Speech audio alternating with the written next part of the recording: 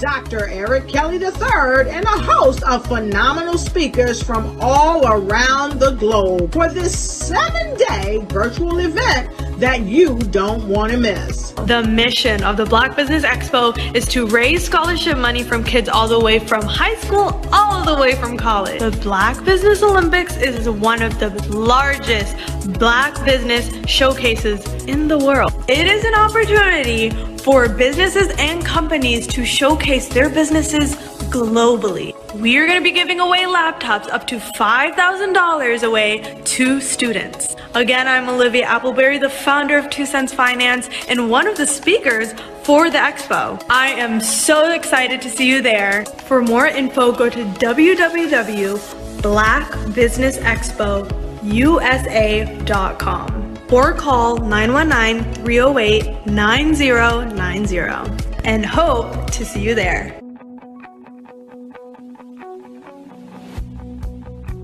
I am Black Business.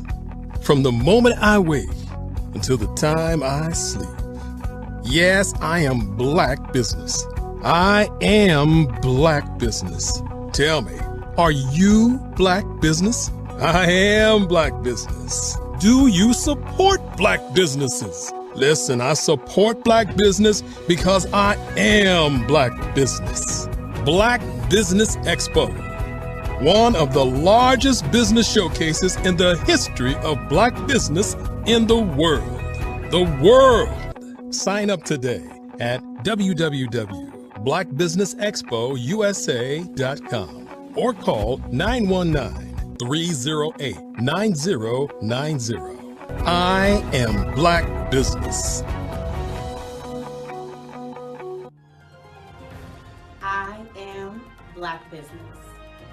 From the moment I wake until the time I sleep, I am Black Business. I am Black Business.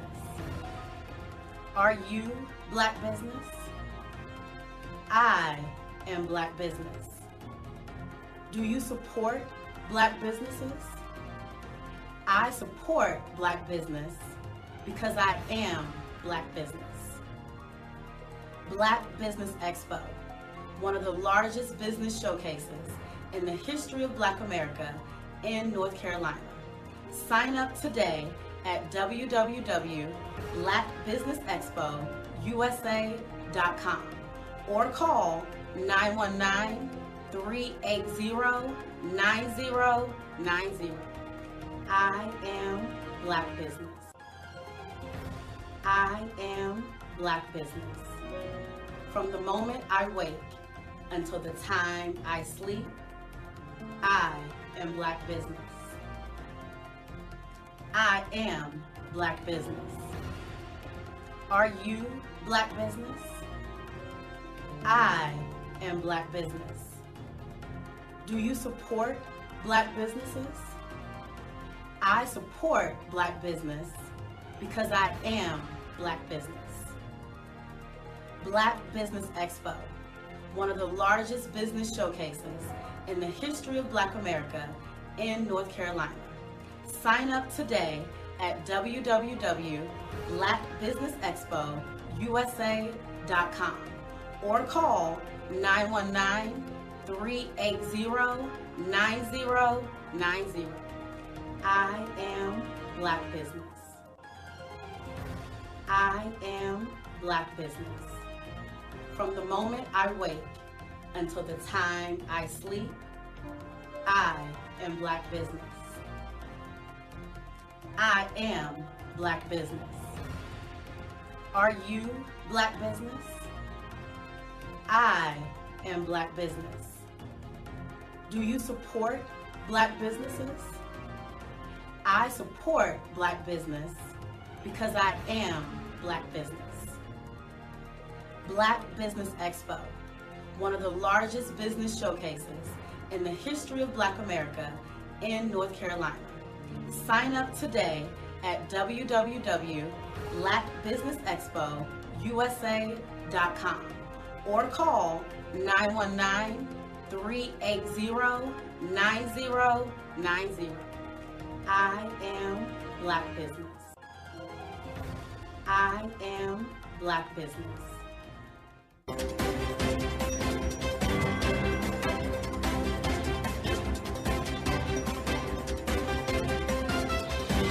Hello, I am Dr. Eric Kelly III, the visionary strategist and founder of the Black Business Olympics. I invite you to showcase your Black-owned businesses on the Black Business Network global stage. The Black Business Olympics is a global Black Business Network platform that propels Black-owned businesses into the international spotlight.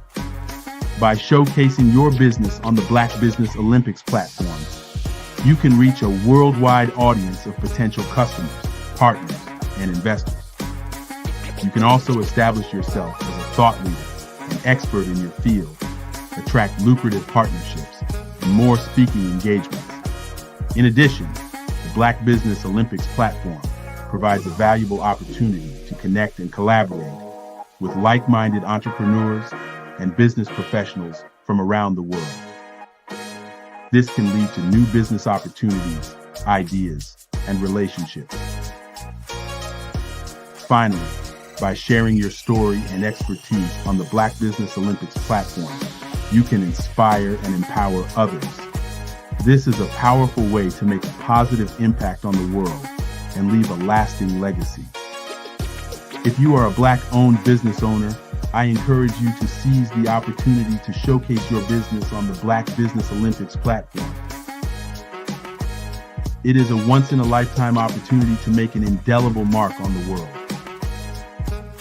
Be one of the 1,000 visionary entrepreneurs who are changing students' lives, shaping industries, and leaving an unforgettable legacy for their families. Unleash your voice on our global stage and watch your business thrive.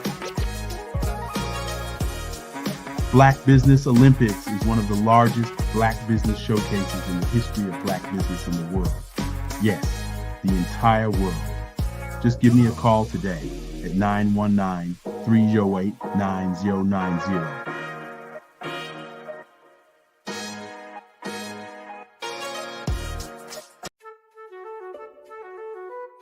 This is Dr. Arnold T. Petsworth. He's the owner of Petsworth Vet World, a veterinary clinic in Hopton, Connecticut. His patients include dog, cat, frog, fish, Goldie? dog, and this alpaca. Due to doctor-patient confidentiality, we can't tell you their names. Business at Vet World was steady, and then quarantine hit. Neighbors brought new four-legged friends into their homes. Bunnies. Bunnies everywhere.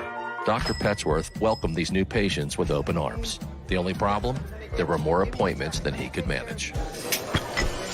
That's when Dr. Petsworth turned to his American Express business card, which offers spending potential that's built for his changing business needs. He decided to hire a new assistant, Julio, and with spending power built for business purchases, he used his card to furnish a new exam room. Together, Dr. Petsworth, Julio, and American Express Business made sure all the pets of Hopton got the love and care they deserved. And everyone was happy. Get the card built for business by American Express.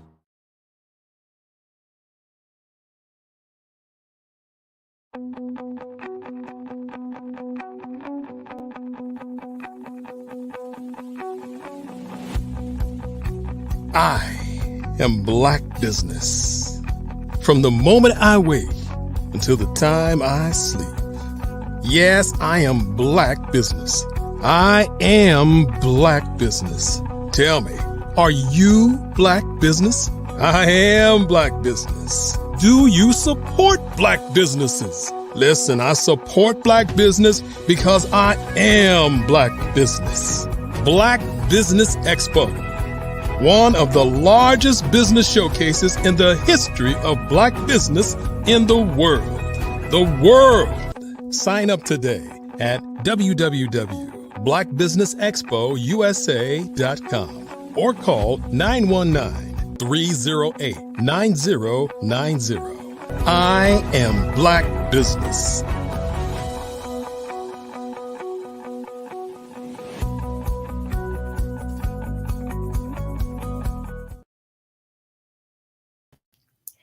Good morning. Good morning. Good morning to our business owners, entrepreneurs, thought leaders, and corporations. Welcome to the Black Business Network. My name is Loyalty or Cassandra Mitchell. I am your business moderator for this morning on the Business Network. The Black Business Network is a 24-hour business network showcasing Black businesses, Black owners, and entrepreneurs and thought leaders worldwide. We have speakers from North Carolina, London, Singapore, Africa, Japan, and cities all over the United States. The Black Business Network is a global community sharing its business knowledge to empower, inspire, and educate businesses about business. Now, our next keynote speaker is Mr. R.J. Stevenson. R.J. Stevenson is a trailblazer in music, media, and ministry. For over 20 years, he has helped to develop and establish the national branding, images, and businesses, institutions, nonprofit organizations, and high-profile personalities.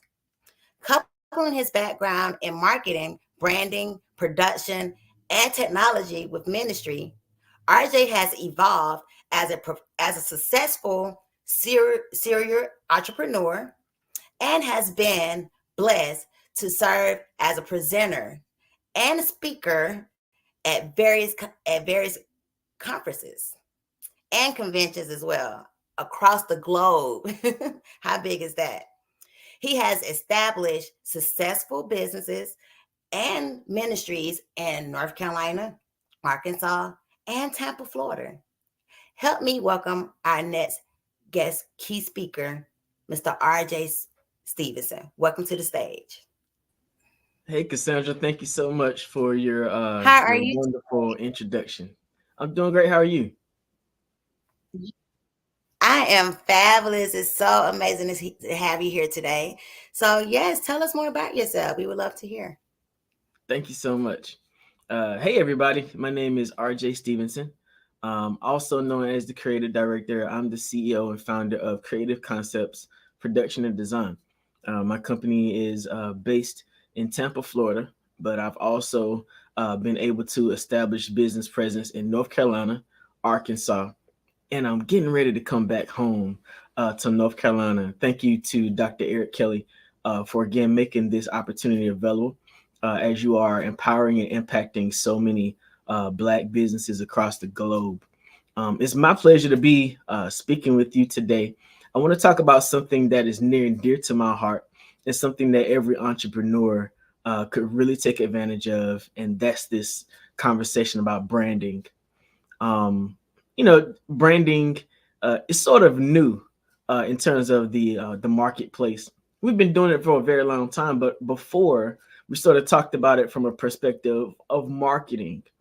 But now that we've entered a new dynamic of business in the post-COVID, branding has become very, very popular, not just because every business needs it, but because of the trend of individuals becoming personally popular, definitely on social media.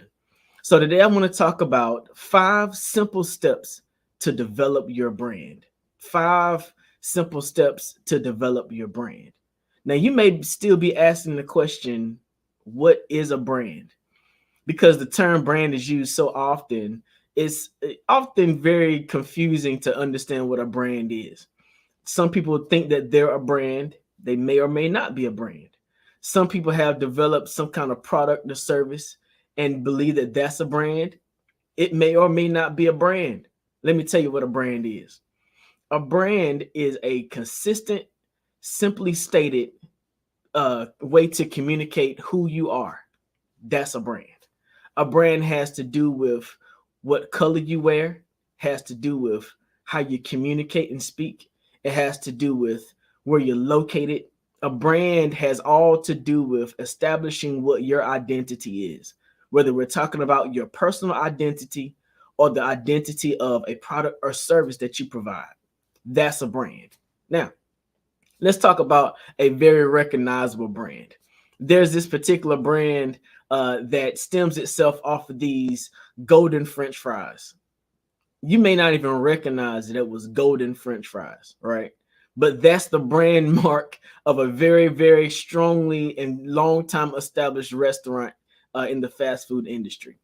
And a lot of people see it as this letter M, but that letter M just isn't any old letter M. Yeah, that letter M has been developed out of taking two golden French fries and putting them up in the air for everyone to see. And no matter where you see this particular restaurant, you will always identify the restaurant by those two golden French fries. We call them the golden arches as well.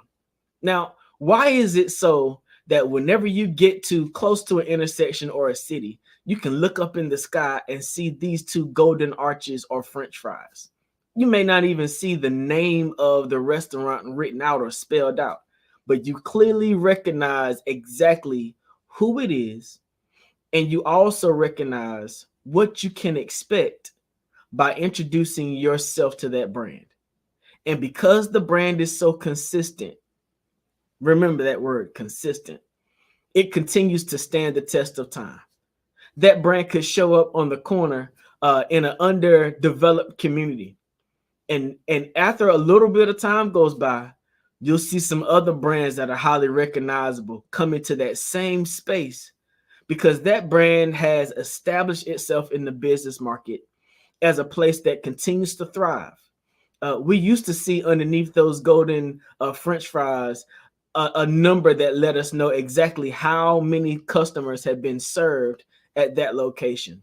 That brand can do that because it's been established with consistency. All right. Now that we sort of understood what a brand is, can you think of a brand that you are consistent with in your life? Maybe you've been consistent about the kind of clothing that you wear, and you've decided that you should only prioritize or only favor a certain kind of clothing brands. Well, those brands make you feel some kind of way. Those brands have identified to you a level of consistency in either style or in craftsmanship that calls you to sometimes pay more money because of how well that brand has been established. And guess what? You don't mind paying it either, because you know that when you invest in that kind of brand, you're going to get the consistency that speaks to who that brand has developed itself to be. So what is a brand again? A brand is the communication of a consistent product or service or personality that is being communicated to the general market. Now that you understand what a brand is, you may be asking the question, do I need a brand? Maybe so. Do you have something of consistency that you're trying to introduce to the business world? Is there some consistent message that you as an individual like to speak to other people about? Have you established some kind of service that you believe you can be consistent with in the marketplace? Well, if you check either one of those three boxes, you more than likely need to have a brand and have hopefully begun to develop and establish that brand. And today, I'm going to give you 5 simple steps to help you along your way towards brand success. Okay. So as I'm going through this presentation, make sure you take out your paper and pens. Maybe you're a well-established brand person and you don't need any more information, but I might say something a little different during this presentation that you might be able to put in your toolbox. Okay. So let's first talk about 5 simple steps to developing your brand. First of all, the question I often ask when I'm consulting with brand owners is, why do I need one? Yeah. Why do I need a brand? You need a brand because, again, there's this consistency word that you're going to keep coming up with in this conversation. So step 1 is, I want you to tell me what you do. Yeah. Tell me what you do. We used to talk about it as an elevator speech. It's how can you clearly and concisely describe to me who you are, what your product or service is, so that I can feel like I need to engage you in what I do in my daily life or living. Can you do that? Have you figured out what it is you need to say to clearly and concisely communicate to your brand audience what it is you do, or why they should give you their attention, or why they should allow you to speak on their platform? Yeah. You've got to be able to tell me what you do. A part of what I do as a branding strategist is make brand marks or logos or trademarks as well. One of the things that's necessary in that area is consistency. And the most inconsistent thing I find with people who want to establish themselves in business, they can't consistently tell me who they are. One day they describe themselves as this, the next day they describe themselves as that. And in order for you to let me know that I can trust in your consistency, I need for you to consistently tell me what you do. Do you sell t-shirts? Do you sell ice cream cones? What is it that you do? Because once you recognize what you do, I can help you develop your brand to say what you do. What does that mean? Let's go back to the golden arches or the golden French fries we talked about before. Why are those golden French fries golden French fries? Because that is consistently what that brand does. They consistently make good golden French fries. And you might not like anything else on their menu, but what you will get is some good consistent French fries. Okay. So the same way that business has developed its brand on two golden curved French fries, what are you going to develop your brand on? If you tell me that you're a great dog watcher, then I'm going to expect for you to watch dogs. So your logo or your brand mark should speak to the fact that you love to watch dogs. Now, does that mean that you're going to take a dog collar and some kind of emblem to let me clearly know that that's what you do? Absolutely. But when I see your brand mark or your logo image, I shouldn't have any question or wonder about what it is you provide and what you can do consistently. So again, the first thing I want to know when I work on helping you develop your brand is tell me what you do. I want you to develop how you consistently communicate about who you are. Again, step number one in developing your brand is simply tell me what you do. Now, the second thing I want you to do when we're developing your brand is identify who is your clientele. Step number two is identify your clientele. I get it. You're not the only one in the marketplace who does what you do. I get it. You're not the only lollipop seller. You're not the only ice truck owner. You're not the only painter. You're not the only photographer. You're not the only one. But there should be something unique about what you do that makes you stand out in the marketplace. And because we're branding consistently what you do, we got to figure out who consistently wants you. Yeah, we got to identify your clientele. How do you identify your clientele? Maybe you identify your clientele by the area you live in. Maybe your clientele is a suburban clientele. They live on the outskirts of the city center. They drive certain types of cars. They live in certain types of homes. Maybe your clientele is within certain kinds of communities. And I know you're asking, why does that kind of stuff make a difference? Well, simply, if you identify who your clientele is, you learn a couple of things. One, you ensure that the way you communicate engages that clientele and does not repel that clientele. Yeah. The way you color what you do, the way you speak about what you do, the way you communicate about what you do will attract some clientele, but it will also turn away some other clientele. So you got to clearly understand who your clientele is. Another way to identify your clientele is by identifying what market you're in. Are you involved in the medical industry? Are you involved in the nonprofit world? Are you involved in the children's industry? What industry are you involved in? because that clearly helps to identify who your clientele is. You know, there's also a science to colors, right?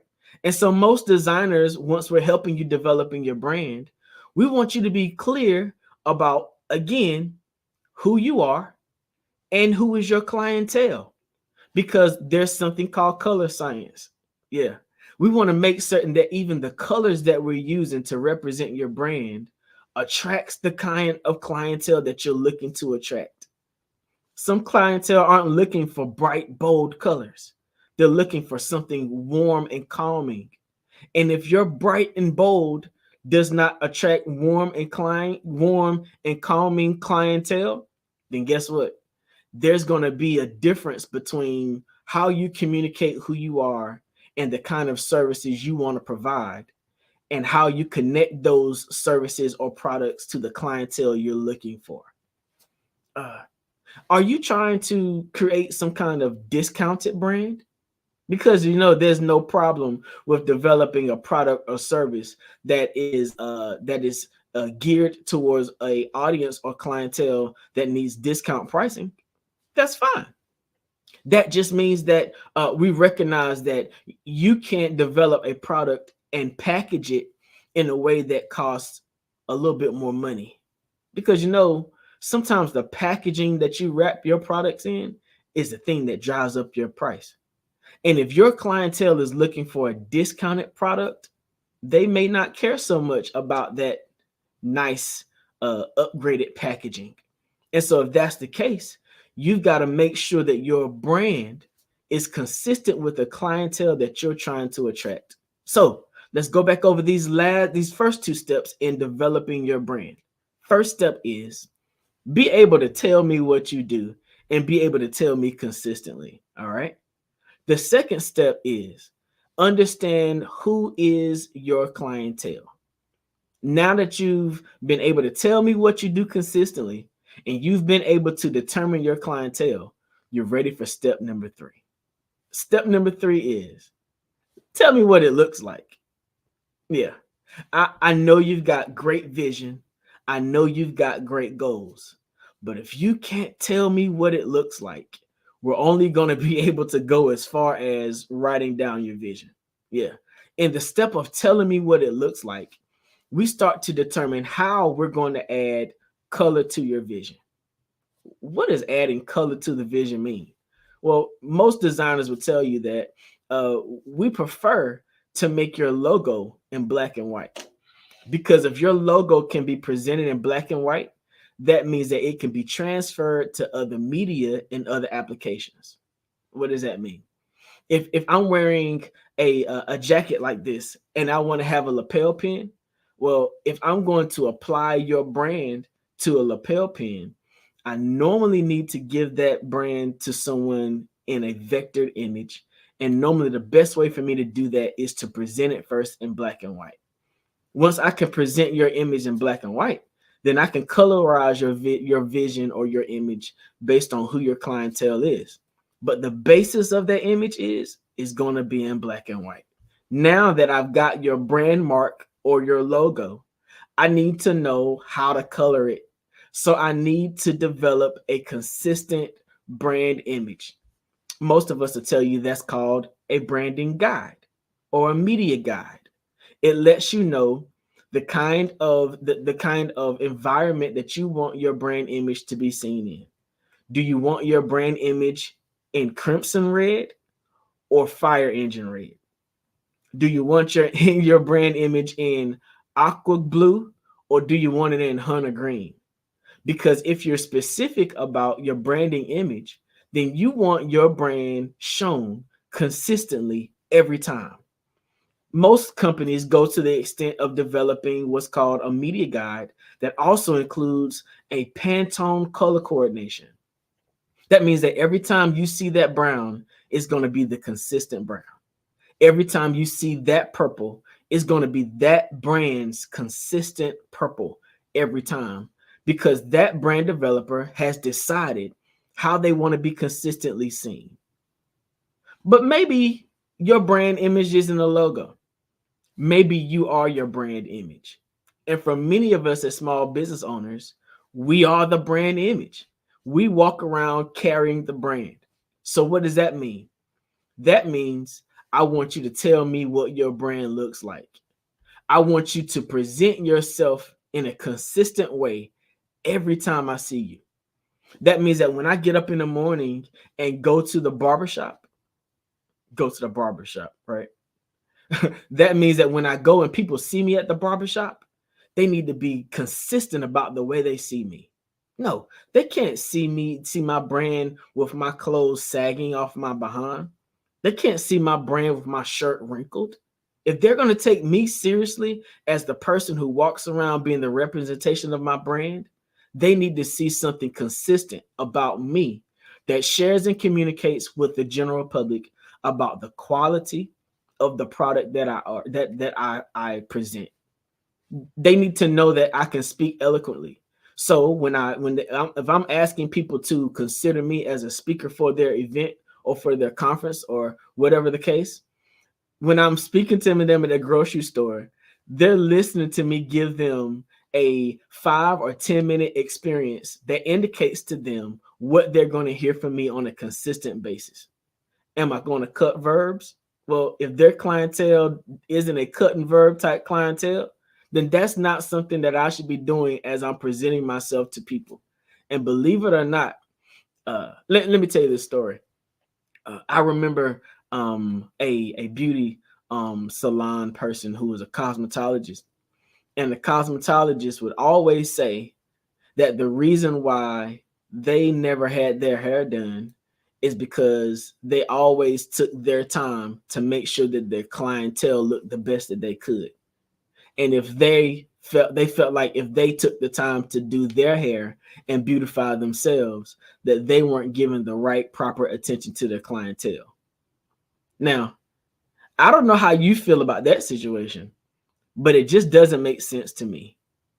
Imagine me telling you that I have a car detailing service, and every time you see my car is dirty. Imagine me telling you that I have a clothing line or I'm a fashion designer, and every time you see me walking around, my clothes are tattered and have holes in them. They look any kind of way. How in the world could I represent my brand if I don't consistently show that I'm my first person that will be a consumer? So if you're going to be a brand, you need to consistently show what you look like. If you show consistently what you look like, then it gives the consumer a good idea about what your products and services will consistently be like. So let's go back over these first 3 steps. Step 1 is please be able to tell me what you do. Step number 2, identify who is your clientele. Step number 3, can you tell me what does it look like? Right? Once we get through those 3 things, it's easy for me to get you into step number 4. Because step number 4, we got to identify where do you share? Yeah, I want you to identify what platform, or if you're really good, what platforms you can consistently commit to updating with your shared content. Have you ever asked someone who told you about their brand, about their social media, and you went to their Facebook page and Facebook was popping, but you went to their Instagram and they hadn't updated in the last 3 to 4 months? That makes you feel some kind of way about the branding image of the person. It's back to that same word we started off with, consistency. Yeah. So once you figured out what it looks like, you figured out who you're serving, you figured out what it's supposed to consistently be like, then we got to make sure that you're consistently communicating across platforms. That means that if you're going to post once a week, make certain that you're posting once a week consistently so that your clientele sees that your brand is consistent in service. Okay. And I know it gets sort of difficult. I know it takes time to develop really good content, but believe it or not, when consumers are searching social media and the internet to see whether or not they want to engage your company for services and products, they are paying attention as to how often you are putting out information about your brand. All right. So if you don't have the bandwidth to have 5 different pages on multiple platforms, just stick to one consistently. If you don't have the bandwidth to take photos, to take videos, to make blurbs and those sorts of things, of captions and all this stuff all the time, just choose one consistent thing and commit to it. Okay? That's step number 4. Figure out where you're going to share. So let's go back over these 4 steps again. For these 4 simple steps to developing your brand, first, I want you to be able to tell me what you do. Second, I want you to be able to identify your unique clientele. Third, I want you to be able to communicate to me what it looks like. Fourth, I want you to be consistent about where you share. And here's step number 5. All right. The last step of the 5 simple steps to developing your brand is stay ready for what's next. Clearly said, I want you to stay ready so you don't have to get ready. Yeah, that's step number 5. Because after you've done these other 4 steps to develop your brand, you've got to know that once you begin to take your brand seriously, you can only go up from here. Once you develop who your brand is for, what's your next step? Are you getting ready to develop into a brick and mortar business? Are you getting ready to scale so that you can attract larger size clientele? Once you've been going through these other 4 steps, what's your next step? Are you ready to put advertising in publications in your community? Are you ready to go out there and let people know that you're available to speak? What's your next step? Well, for many of us, once we really begin to take our brand seriously, the next step just falls into our lap. Somehow it seems like once we've done the due diligence to take ourselves seriously with our brands, someone will come along and identify what you've been doing and give you the opportunity that you've been waiting for. Now, how horrible will it be for you to have done all these brand steps and not be ready for what's next? Meaning, have you ever been to that meeting and you knew you should have had business cards before you got there? And you walked into that business meeting unprepared for the opportunity of a lifetime? Yeah. Just a simple business card is the thing that will bridge the gap between where you are and what's next. So staying ready so you don't have to get ready means that you've taken yourself and your brand seriously enough to be ready for whatever comes next. Are you an author who's finished your manuscript and is ready to take your book to a publishing company to see if you can get a deal? Well, what if they ask you for your headshot? Do you have a good business headshot that speaks well of who you are as an individual? Because you know you are the brand. Did you take all that time to develop a brand mark and a logo and didn't have good headshots? Man, you got to stay ready so you don't have to get ready. It's sometimes the simple things that are right in front of us that separate us and create gaps between where we are and where we're trying to go. Yeah, listen, I got one big power tool for you. You ready for the power tool? I'm going to give this one to you for free. In order to get through the 5 simple steps of developing your brand, consistency is the key. Yeah. No, you don't have to run out and spend a lot of money in the front end. Just be consistent. No, you don't have to go out and hire a whole lot of employees on the front end. Just be consistent. No, you don't even have to have a store full of inventory. Just be consistency. As it regards to branding, consistency is the key. I hope these 5 simple steps to developing your brand has been exactly what you needed to get you from where you are to the next step in your business world. My name is RJ Stevenson. I'm a creative strategist and I help businesses scale. So if I can be of assistance to you as you're developing your brand or scaling your brand and products and services to the next level, I would love to be of assistance. You can find me on any social media network as RJ Stevenson, and you can reach me at thecreativesweets.com. TheCreativesUite.com. Thank you for this time, and I hope this has been a blessing to your business.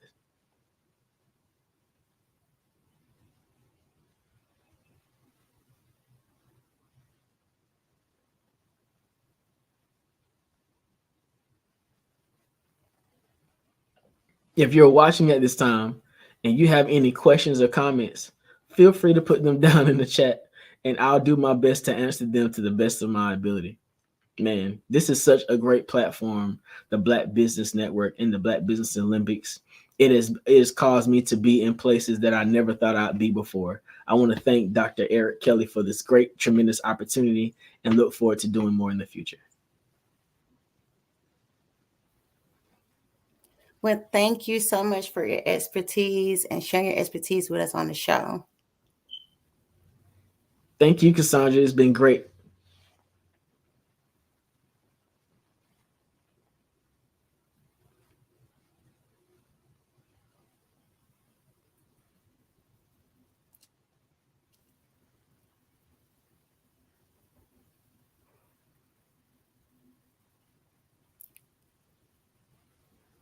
The Black Business Expo's mission is to raise funds for high school seniors going to college or K through 12 entrepreneurs.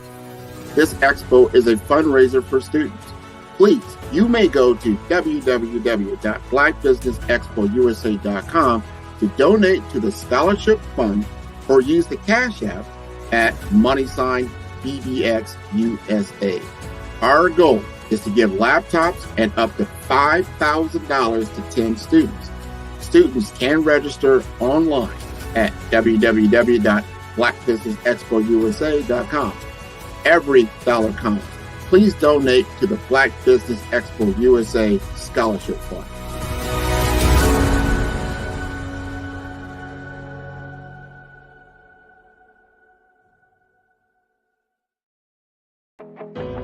I am Black Business. From the moment I wake until the time I sleep, I am Black Business. I am Black Business. Are you Black Business? I am Black Business. Do you support Black businesses? I support Black Business because I am Black Business. Black Business Expo, one of the largest business showcases in the history of Black business in the world.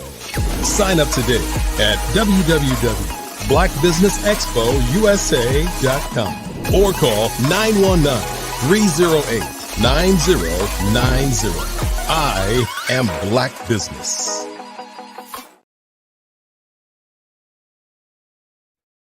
Hey everyone, it's Grant McGaw, CEO of 5-Star BDM and host of the award-winning Follow the Brand podcast and TV series, where I help you to build a 5-star brand that people will follow.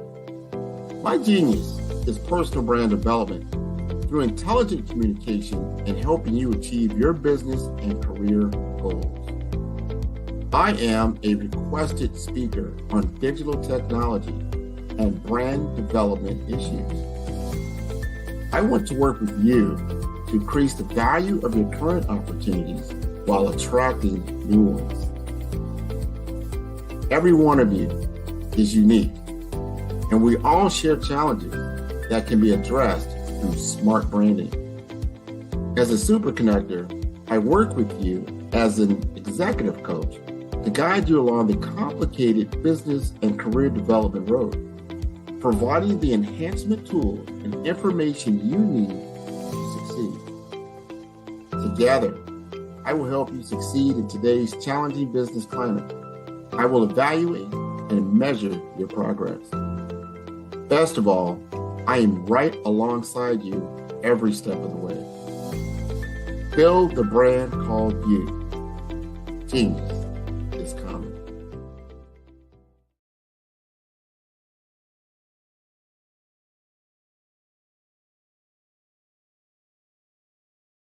Follow the Brand TV broadcast host, Grant McGaw, as he visits with top executives and entrepreneurs to find out their secrets of success with their personal brand. Follow the Brand TV broadcast host as he focuses on brand development to build better relationships, bring value to your business, relationships, and career. You will enjoy listening to each episode that is tailored to speak to you directly. If you're looking for this type of clarity in terms of building your brand, you have tuned into the right station.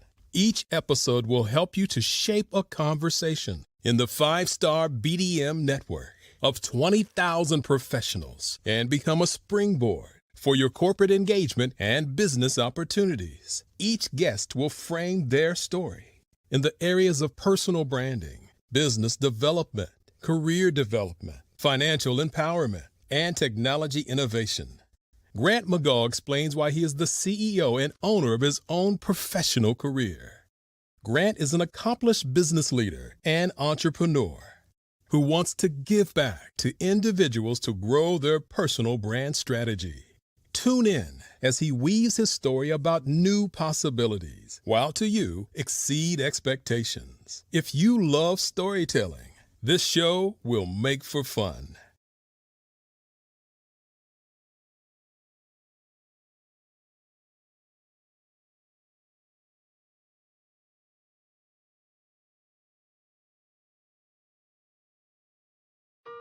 Hello, this is Israel, and I am CEO of Daydreams Interactive and author of Princess Planet. So, genius is common, and as a kid, I loved to daydream. Even as an adult, I love to daydream. And when my daughter became 6 and loved princess characters, but we just could not find the diversity that showed her, we created our own characters. So, for instance, you have Princess Nulu right here. Princess Nulu is from Uganda, and her genius is that she loves to take care of animals. She can actually even listen and hear what they say. And then we have Princess Isabella right here. Princess Isabella, she's from Cuba, and her genius is biochemistry. One day she hopes to eliminate disease. Then we have Princess Nia right here, and Princess Nia is based off of my daughter, and she is what she wants to be, the greatest dancer alive. So that's her genius. So what's your genius? My genius is my imagination. Genius is common.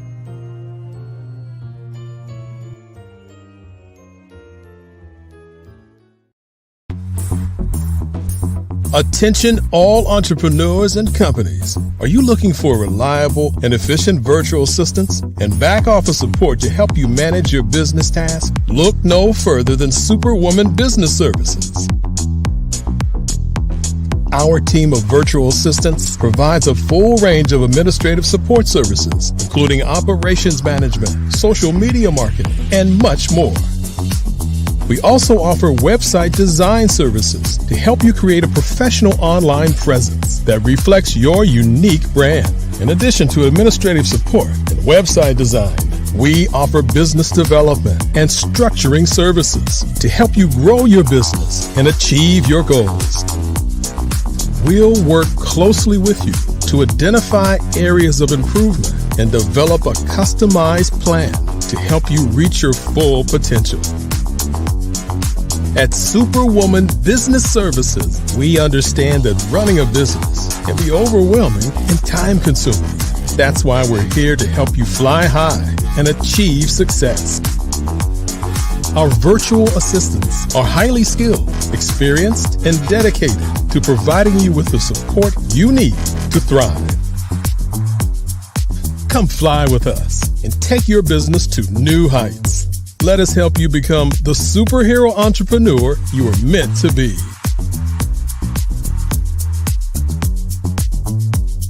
Contact Superwoman Business Services today to learn more about our back office support services.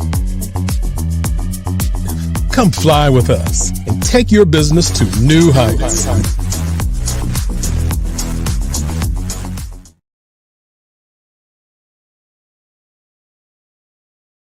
I'm Ramon Ray, founder of Smart Hustle Magazine and smallbiztechnology.com.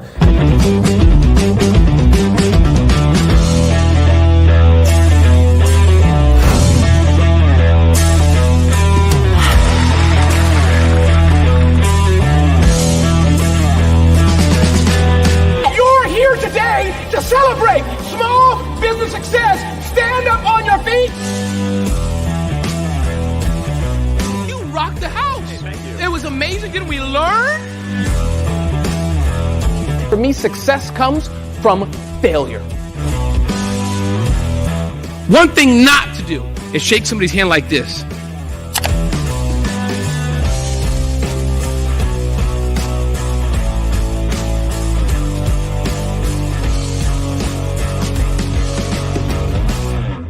Over the past few years, we've seen the growth of existing and new initiatives focused on financial inclusion, building global networks, and reducing the wealth gap in response to the idea there's not enough seats at the table. Whether their outcomes are to increase the representation of Black executives on corporate boards, ensure an inclusive global economy, or to create new U.S. African commercial pathways, the strategies are often carried out by separate programs. The question is, should they be? With the continent of Africa being home to more than half of the world's fastest growing economies, the youngest workforce, over 400 companies generating more than $1 billion annually, 700 generating more than $500 million annually that are poised for growth, and being the destination of nearly $5 billion in venture capital in 2021. Diversifying U.S. and Africa commercial engagement by building bridges between African businesses and their U.S. diaspora should begin being seen as mutually beneficial. From helping to reduce Africa's enormous capital gap to catalyzing two-way trade opportunities, the COVID-19 global pandemic hopefully has taught us that global challenges and opportunities are more interconnected than we thought. During the pandemic, African companies like Unicorn Flutterwave, insurance provider Reliance Health, ride-hailing app Yasir, and 54Gene, the continent's first bank of DNA on people of African descent, prove that when African companies have access to networks, capital, and information, they grow big, grow fast, and create solutions that are valuable to the world. This is why Be Direct was created. We are the first U.S.-based but African-centric board preparedness and board search company designed to connect U.S. Black talent and corporations to African businesses. Unique and fundamental to Be Direct's success is our process of helping board candidates adapt their experience and networks to an African context before they're connected to high-growth companies that are looking to locally and globally scale. From our focus groups with African business execs and government leaders, we don't ignore the sentiment that business is easy, but people are hard. Having a pool of board candidates with hard-to-access networks and extensive experience across the business life cycle, including successfully raising capital, is table stakes for an initiative like this. So yes, we have that. But corporate or entrepreneurial success in the U.S. does not guarantee success in Africa. Developed alongside industry partners on the continent, our training program, Be Direct Prep, is designed to transpose their experience to create cultural comfort, understanding, and a commitment to helping businesses in Africa scale. Our board governance sessions are African continental and country specific, integrated with cultural awareness and dexterity training, masterclasses led by African industry execs, and mentoring and coaching from African continental-based facilitators. But even more unique to Be Direct Prep, we cap off our training program with an immersion trip to help candidates that have not been to Africa before see and feel Africa's complexity and opportunity from African soil. We all know traditional network-based board placement has historically left a lot of us out of ever really being in the paid board pipeline. Our strategy supports the work of many great organizations that are successfully filling seats at U.S. board tables by creating more tables for those that are still left on the sideline. It's time to start seeing the role and value of U.S. Black talent and businesses on the continent of Africa differently. Old perceptions and habits limit economic inclusion. Let's transition Black talent and the African businesses they will support from the periphery of the global economy to its core. Living in a global lockdown, we all know now how fast local and global economies can change, and see the value of having businesses that hire, strengthen local value chains, and even grow globally. Status quo in any form holds back progress.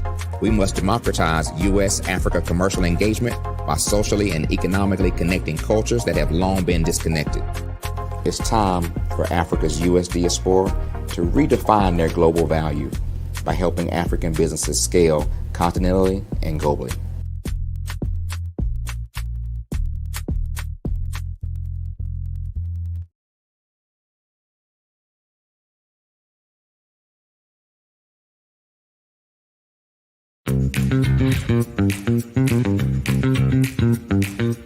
It's time for you to start bossing in social media. For all your social media needs, you've come to the right place at the right time to get your website designed, landing page, social media platforms, and get the training you need to get in front of the people that's ready to buy your products and services. Let me train you with StreamYard, Zoom, Clubhouse, and much more. And let me help you get your virtual professionals, not assistants, because assistants can only assist you, but the virtual professionals can give you that professional flavor that you need to expand your reach and increase your revenue. Jump on in and get in where you fit in and start bossing today.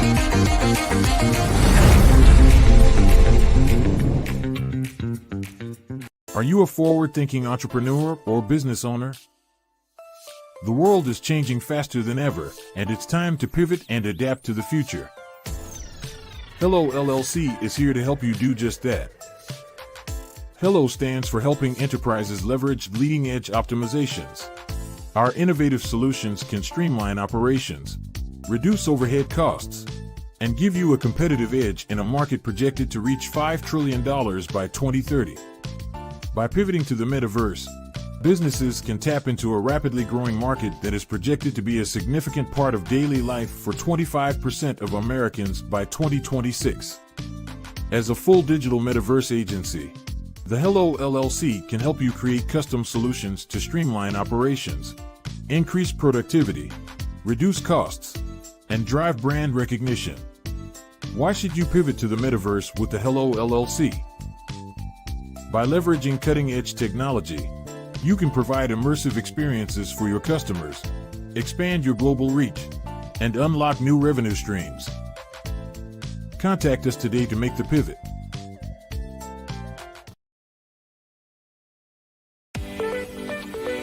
You are in the right place at the right time. The Black Business Network opens again for its Black Business Olympics, a 24/7 broadcast on business, strategies, global branding, social media marketing, finance, advertisement, and much, much more. Featuring the top, most powerful entrepreneurs and speakers and thought leaders from all around the world as they gather together for this phenomenal event.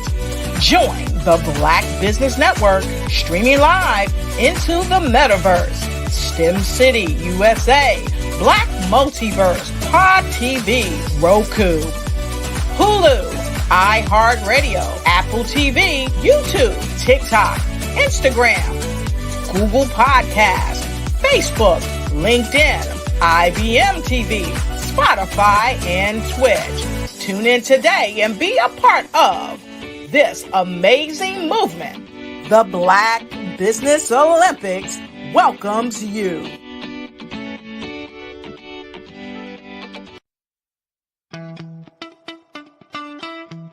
How many times have you been asked to help someone you didn't even know, a student, a business entrepreneur, or did you ever even ask, where did they end up? That business, that friend, that entrepreneur. Well, just maybe they ended up in a gang, bankrupt, homeless, or worse, dead. Maybe they turned to crime, drugs, and alcohol. Did you ever wonder? Did you destroy their dream, or was your life always so easy? At the Black Business Olympics, we started a movement to help students complete. Give them hope and foster success. Help them to leave their dreams of providing laptops, computers, and up to $5,000 in scholarship funds. Today, we ask you to help a student, a business owner, or an entrepreneur to realize their dream by sponsoring them, supporting them, and buying from them. Consider this. With $1.6 trillion in our Black community, we only ask for a small donation for our students, our businesses, and our entrepreneurs. And you can change a life today. So I ask you, what are you going to do? Sit on the sideline and watch our students in high school be losers, miss out on their dream from lack of resources? Or are you going to donate to the movement and change their future and yours as well? Give us a call today at 919-308-9090. Change their life by investing with action to the Black Business Olympic Fund. The Black Business Olympics, one of the largest business showcases of Black business in the history of the world.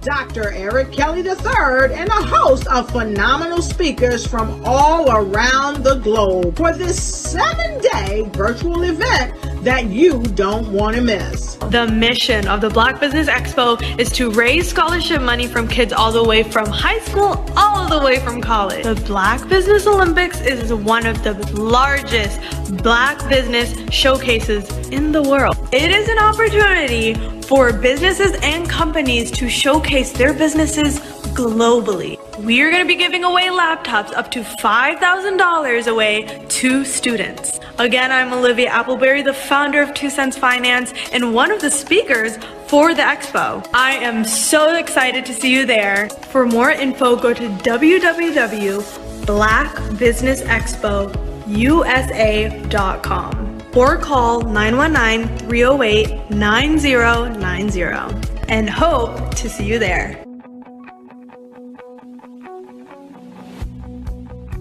I am Black Business. From the moment I wake until the time I sleep. Yes, I am Black Business. I am Black Business. Tell me, are you Black Business? I am Black Business. Do you support Black businesses? Listen, I support Black business because I am Black Business. Black Business Expo, one of the largest business showcases in the history of Black business in the world. The world! Sign up today at www.blackbusinessexpousa.com or call 919-308-9090. I am Black Business. I am Black Business. From the moment I wake until the time I sleep, I am Black Business. I am Black Business. Are you Black Business? I am Black Business. Do you support Black businesses? I support Black business because I am Black business. Black Business Expo, one of the largest business showcases in the history of Black America in North Carolina. Sign up today at www.blackbusinessexpousa.com or call 919-380-9090. I am Black Business. I am Black Business. From the moment I wake until the time I sleep, I am Black Business. I am Black business. Are you Black business? I am Black business. Do you support Black businesses? I support Black business because I am Black business. Black Business Expo, one of the largest business showcases in the history of Black America in North Carolina. Sign up today at www.blackbusinessexpousa.com or call 919-380-9090. I am Black business. I am Black business. From the moment I wake until the time I sleep, I am Black business. I am Black business. Are you Black business? I am Black business. Do you support Black businesses? I support Black business because I am Black business. Black Business Expo, one of the largest business showcases in the history of Black America in North Carolina. Sign up today at www.blackbusinessexpousa.com or call 919-380-9090. I am Black business. I am Black business.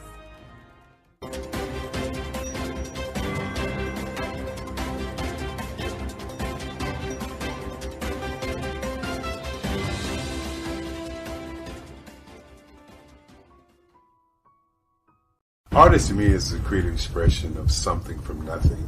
You know, it explodes onto the canvas, or it explodes on in my work. One of the things that I try to do more than anything is I try to just give the lines and the movements and emotions and expressions into to what I do. Art really means to me a chance to express how I feel deep down inside. Most of my art begins as a thought that I might have, you know, whether it's sports, whether it's history, whether it's a woman or a man. It pretty much starts as an idea of thought before I get into the actual image of what I'm going to draw. I do a lot of historical pieces. I was a history minor in college, and I love to do history pieces. And a lot of times I'm thinking about history, and then I try to make that history impact you as you look at it. That's one of the reasons I do pictures so large. People ask me, why do I do the pictures so big? And I tell them, I want the piece to impact them as they're looking at it. To kind of dominate them, dominate their space. And most of my pieces I try to do off page. I don't try to do anything that's going to be in those four corners or in a square. And I want your imagination to be a part of the piece that you're looking at.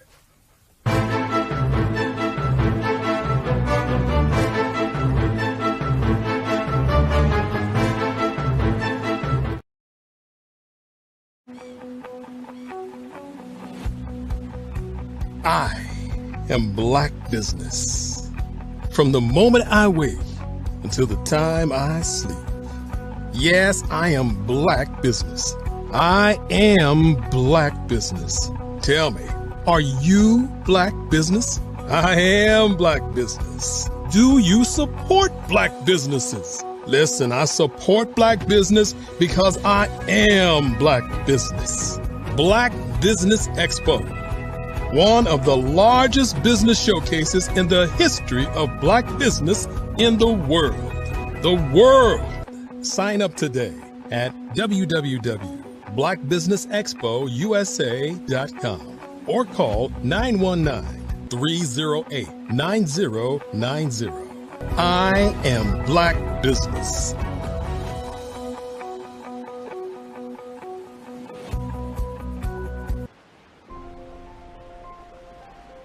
What if you could build your own city? a place where every child can find nurturing people to help them achieve their full potential. A place where every adult can access job training support, where health education is abundant, where social justice ruled the land. A place without limitations. Welcome. You have arrived at STEM City, USA. It is what every city should be. A safe and trusted community where you find people and resources to help you become everything you are and beyond. STEM City is unlike anything you have ever experienced. It is a digital twin of the world around you, only better. STEM City is about energy and soul renewal. It is more than a digital world.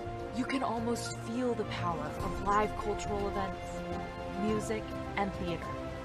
STEM City promises a better future for children, with caring mentors and hands-on activities, with dedicated tutors to support our youth. STEM City is your passport to a healthy lifestyle, with weekly events addressing our community's many issues. STEM City is your financial well-being, with helpful information on wealth management, career advancement, job training, and so much more. STEM City is the community you deserve. It is the city where your dreams can come true. STEM City, USA, a place in the sky that is accessible to all who reach for the stars.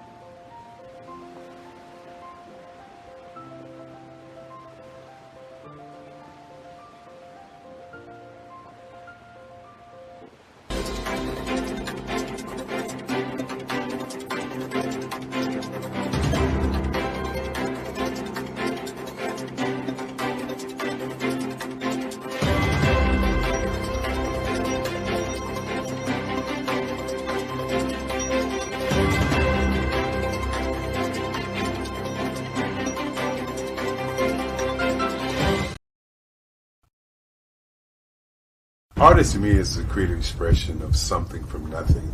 You know, it explodes onto the canvas, or it explodes on in my work. One of the things that I try to do more than anything is I try to just give the lines and the movements and emotions and expressions into to what I do. Art really means to me a chance to express how I feel deep down inside. Most of my art begins as a thought that I might have, you know, whether it's sports, whether it's history, whether it's a woman or a man. It pretty much starts as an idea of thought before I get into the actual image of what I'm going to draw. I do a lot of historical pieces. I was a history minor in college, and I love to do history pieces. And a lot of times I'm thinking about history, and then I try to make that history impact you as you look at it. That's one of the reasons I do pictures so large. People ask me, why do I do the pictures so big? And I tell them, I want the piece to impact them as they're looking at it, to kind of dominate them, dominate their space. And most of my pieces I try to do off page. I don't try to do anything that's going to be in those four corners, or in a square. And I want your imagination to be a part of the piece that you're looking at.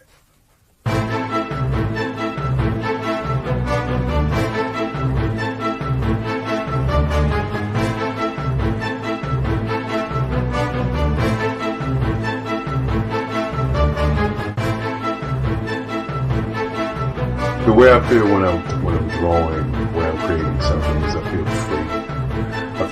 I feel like there's an anticipation of something that's going to come. I try not to draw first. I try to draw second. And what I mean by that is I try to allow myself to kind of get into the piece and just relax. Sometimes I miss time. I'll draw 2-3 hours, sometimes 4 hours. And while I'm drawing, it's just a free. I just feel free. I mean, I feel like time stands still.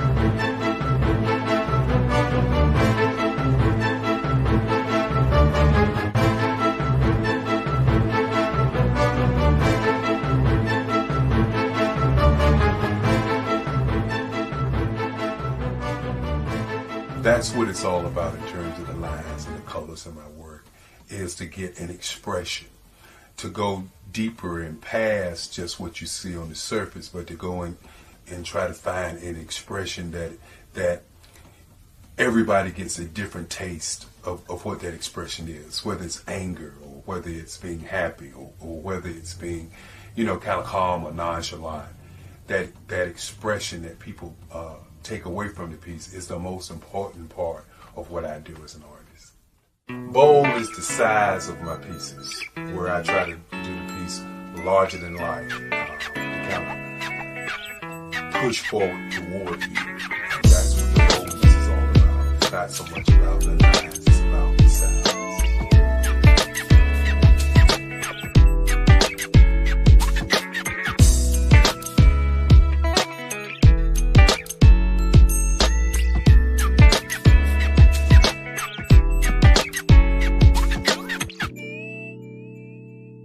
The Face of Change art show is inspired by my mother, but more importantly, it's a historical moment in time as the pieces depict different emotions and expressions of Barack Obama. The 44th president is indicative of the 44 pieces of art that I have done in this particular collection. When you begin to think about expressions and portraits, this is a portrait gallery of expressions of what transpired as Barack Obama ran for office. Some of the pictures are abstract and some are expressionistic. And I combine both of those forms of art to create this collection of art pieces.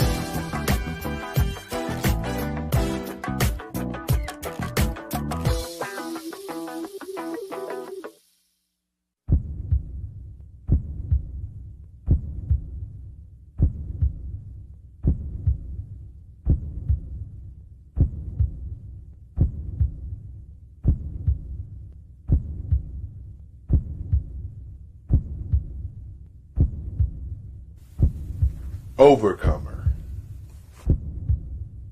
brilliant, ambitious, motivated, awesome, Obama.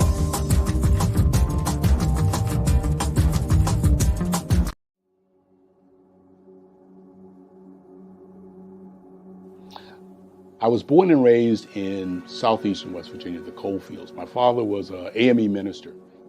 For me, I was very fortunate. Even though I grew up in the segregated South, I was surrounded by flourishing Black businesses, doctors, lawyers, bankers, dentists. They were all there and they were all successful. And I guess that's part of my dream, is to see that success come back. My name is Joseph Simmons, and I am the founder of the Center for Micro-Entrepreneurial Training. We have this moment in time where we can change the trajectory of people. And our focus is on women, Black and brown entrepreneurs, and their access to capital, their ability to build thriving businesses, the ability to employ people. There's a study that showed that in those three communities, especially Black and brown communities, $1 stays in those communities for 30 minutes. In white community, $1 stays in their communities for 8 hours. So think about it. For you in a Black or brown community to get gas, to get food, to go to a restaurant, you've got to leave your community, take those dollars out of that community and take it to another community that's already being well served. So if we can reverse that, if we can go from 30 minutes to an hour to 2 hours, that's progress. That's what we need to do. I was with SCORE. And then in May of 2020, of course, the events happened in regards to the murder of George Floyd. The other thing that I was experiencing was the denials of federal funds for small businesses. And it revolved around one thing. These businesses were not being prepared for grants and for government programs. And I came up with the idea for the Center for Micro-Entrepreneurial based off those two things. Morgan Stanley had a report out in 2020, first quarter, and it talked about there were 3 groups that were massively devastated by COVID-19 on their business. That was 1, women, number 2, Black, and number 3, brown entrepreneurs. The research showed that they had less cash on hand, they had less opportunity to go into a bank and get money, and they were very dependent on family and friends to keep their business up and running. If we can focus on those 3 groups, then we can have a dramatic impact on our communities. Really, the focus is on 3 areas. And those 3 areas are 1, the people, number 2, the courses, and number 3, a support network. Here at CMAT, we will provide you with the fundamentals for generational success. And you will be creating a vibrant community by attending our 5-day immersive training course.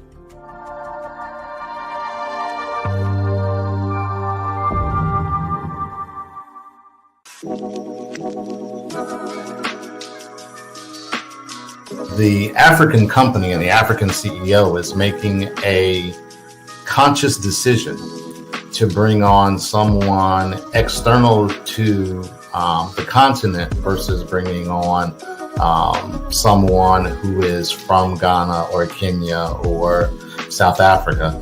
And so the skill sets of the people that we take through our executive leadership training program and ultimately on the placement, obviously have to be extremely high caliber. So what we look for are corporate executives at the vice president to C-suite level, as well as Black entrepreneurs.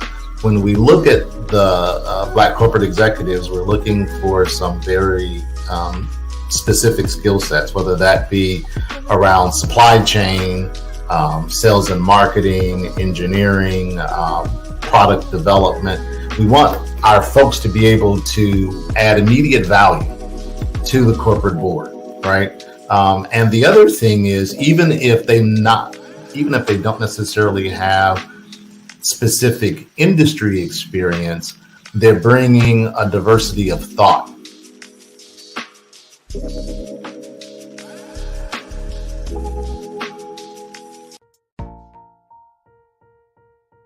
Have you ever seen a parent stressed out and needed a stress reliever with their child? One morning I was coming out of a store and saw a mother and her 3 or 4-year-old son. She was highly upset, actually beginning to yell at him. However, the more upset she became, it seemed the calmer the child became.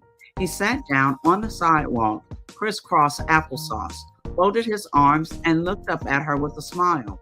You see, the angrier she became, the calmer he became, because he had the control of the situation. Hi, I'm Frizelma Lynn. I am the CEO and founder of Frizelma Teaching Parents, LLC. I'm a retired teacher, school district administrator, an author, speaker, and I am the parenting 911 coach.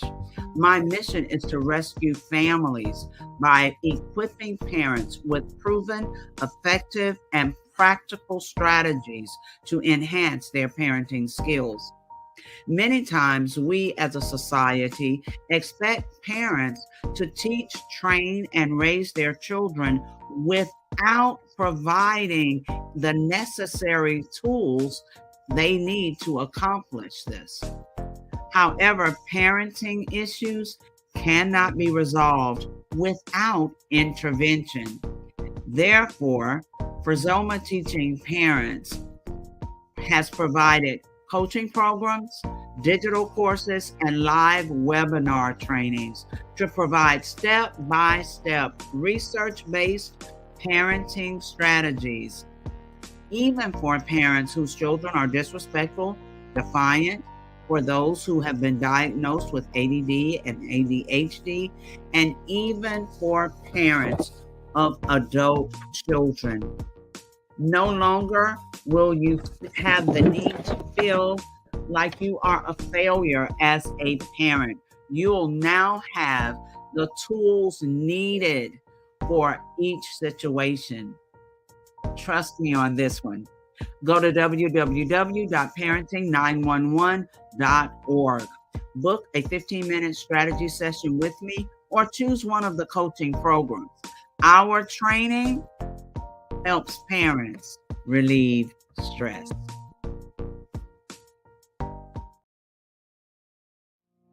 Did you know that approximately 333.34 million businesses exist today, according to a report from 2021?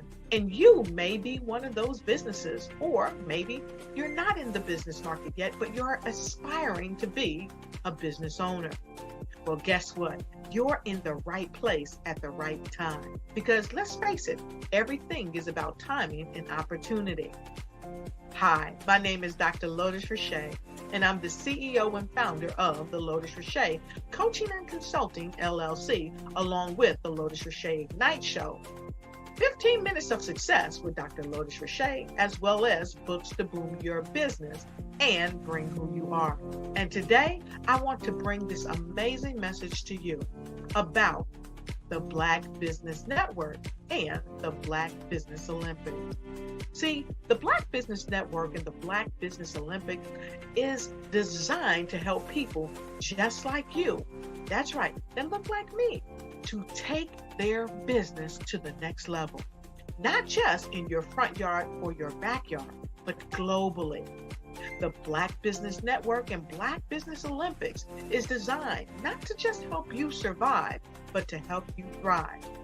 So join us today as we come together with businesses all around the world to support our students, our children, our young teens, our young entrepreneurs. What we do is we come together to help raise funds for students who are aspiring to be business entrepreneurs, who are aspiring and who are thriving in college. We endow them with a wonderful opportunity to gain scholarship of either a laptop or several thousands of dollars. And we invite you to help be a contributor to this amazing opportunity to help someone that looks just like you. So join us today at our website and let us connect with you and help you ignite and take flight in every area of your life on the Black Business Network and the Black Business Olympics. I'll see you on the other side.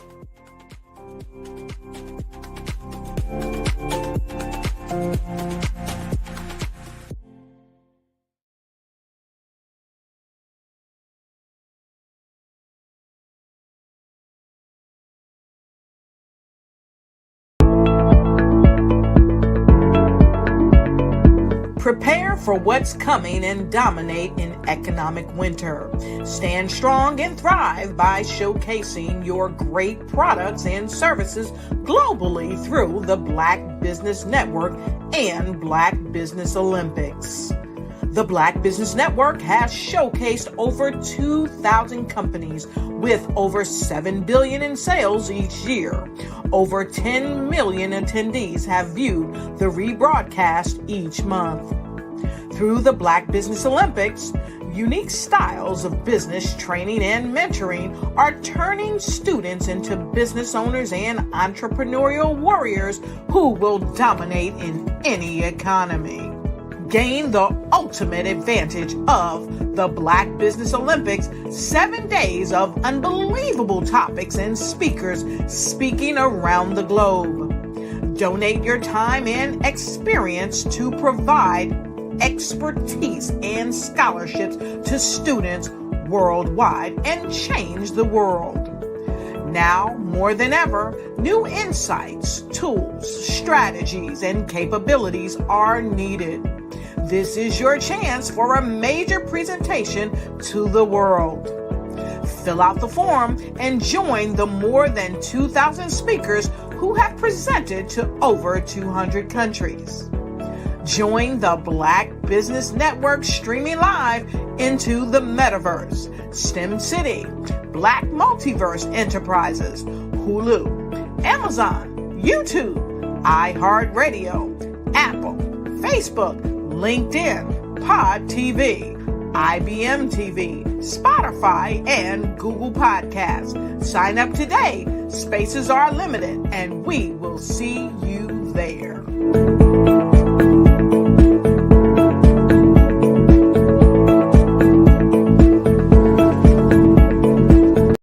Follow the Brand TV broadcast host, Grant McGaw, as he visits with top executives and entrepreneurs to find out their secrets of success with their personal brand. Follow the Brand TV broadcast host as he focuses on brand development to build better relationships, bring value to your business, relationships, and career. You will enjoy listening to each episode that is tailored to speak to you directly. If you're looking for this type of clarity in terms of building your brand, you have tuned into the right station.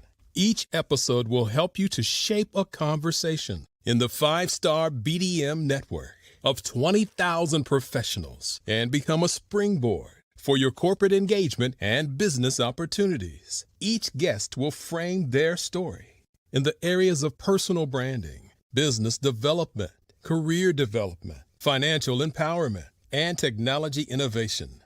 Grant McGaw explains why he is the CEO and owner of his own professional career. Grant is an accomplished business leader and entrepreneur who wants to give back to individuals to grow their personal brand strategy. Tune in as he weaves his story about new possibilities, while to you exceed expectations. If you love storytelling, this show will make for fun. Hey everyone, it's Grant McGaw, CEO of 5-Star BDM and host of the award-winning Follow the Brand podcast and TV series, where I help you to build a 5-star brand that people will follow. My genius is personal brand development through intelligent communication and helping you achieve your business and career goals. I am a requested speaker on digital technology and brand development issues.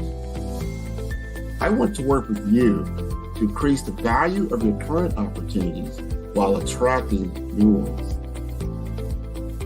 Every one of you is unique, and we all share challenges that can be addressed through smart branding.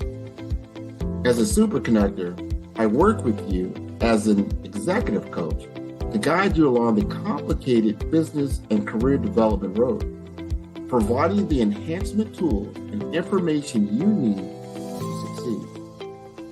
Together, I will help you succeed in today's challenging business climate. I will evaluate and measure your progress. Best of all, I am right alongside you every step of the way. Build the brand called you. Genius is coming. I was born in a little village on the island of Haiti. Many deadly diseases pounded me. It is as if they were on a mission to end my existence on this earth. I refused to give up. In 1983, I left Haiti and came to the United States of America. And I came with $5, 2 shirts. I didn't speak in English. I came to Atlanta. I got a job. I was a doorman. I was a doorman with a dream. What I used to come on stage. I'd rehearse this moment that I'm standing in front of you. That's the power of a dream. Maybe today is the day you begin acting as if you already have it. And then step. You are in the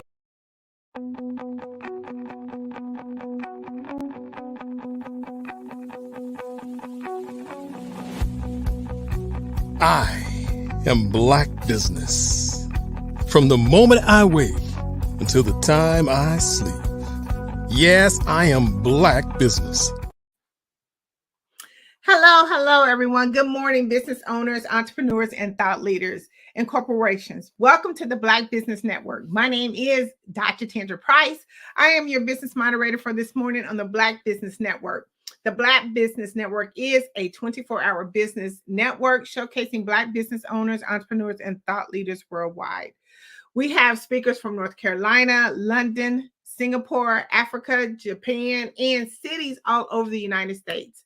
The Black Business Network is a global community sharing its business knowledge to empower, inspire, and educate businesses around the world. Again, my name is Dr. Tendra Price, and let me give you just a little bit of introduction about who I am. I'm going to be talking to you today about mastering the art of communication. I am the proud owner of an international magazine. I'm a 2-time best-selling author. I'm a network strategist. And again, I am the proud owner, editor-chief, and publisher of Tapped In Magazine. We are a widely recognized publication. Our magazine has 4 editions. We're catered to women speakers, authors, and coaches. Tapped In Magazine really solves the problem, making it easier for entrepreneurs to spread their message, expand their network, and reach a broader audience. So again, like I said, I want to talk to you about one of my favorite topics is mastering the art of communication. I always kind of like to start with a little quote that's really kind of personal to me. It says, the most important communication skills is uniquely being interested in the other person and deeply understanding them. Now, I want that to sit with you and just kind of resonate just a little bit, because when we think about mastering the art of communication, we also have to think about how is it that we communicate with people? How interested are we in that person who is actually delivering the message or that we're actually having communication with? So I want to share with you 5 keys on how we're really going to master the art of communication. The first thing we're going to talk about is the best way to start a communication. We're really going to be kind of setting up the stage to build the relationship with our potential prospect. 2, we're going to talk about when is the best time to network. As a network strategist, I get that answer all the time. When do you network? So we're going to have some opportunities to share with you how you can really connect with other people. The third thing we're going to be talking about is creating an action plan. We can never have a business plan without an action plan. So we're going to map out some precise steps on how we really strategize and accomplish our goals. The fourth thing we're going to talk about is creating a solid network using LinkedIn. Now, a lot of people kind of, shy away from LinkedIn, but LinkedIn is one of the biggest platforms to where all the decision makers are. So we're going to be talking about crafting our profile that really can effectively captivate your audience. And then last, we're going to be talking about, how does this digital communication thing works? We know that the internet is one of the biggest and most powerful sources right now. So we really want to talk about how do we utilize digital products and services to help that. I want to say networking is an investment in your business. It takes time when it's done correctly, and it yields great results for years to come. So networking, we can kind of simplify it for everyone. I just kind of want to simplify for everyone, whether you're an introvert or extrovert, whether you're in a thriving networking event, or if you find it challenging to start a conversation. I'm going to share with you some strategies that have been proven to work. I've used them myself. My team have used them, but they have been proven and tested. They'll really equip you to seamlessly integrate your networking in both your business and professional endeavors.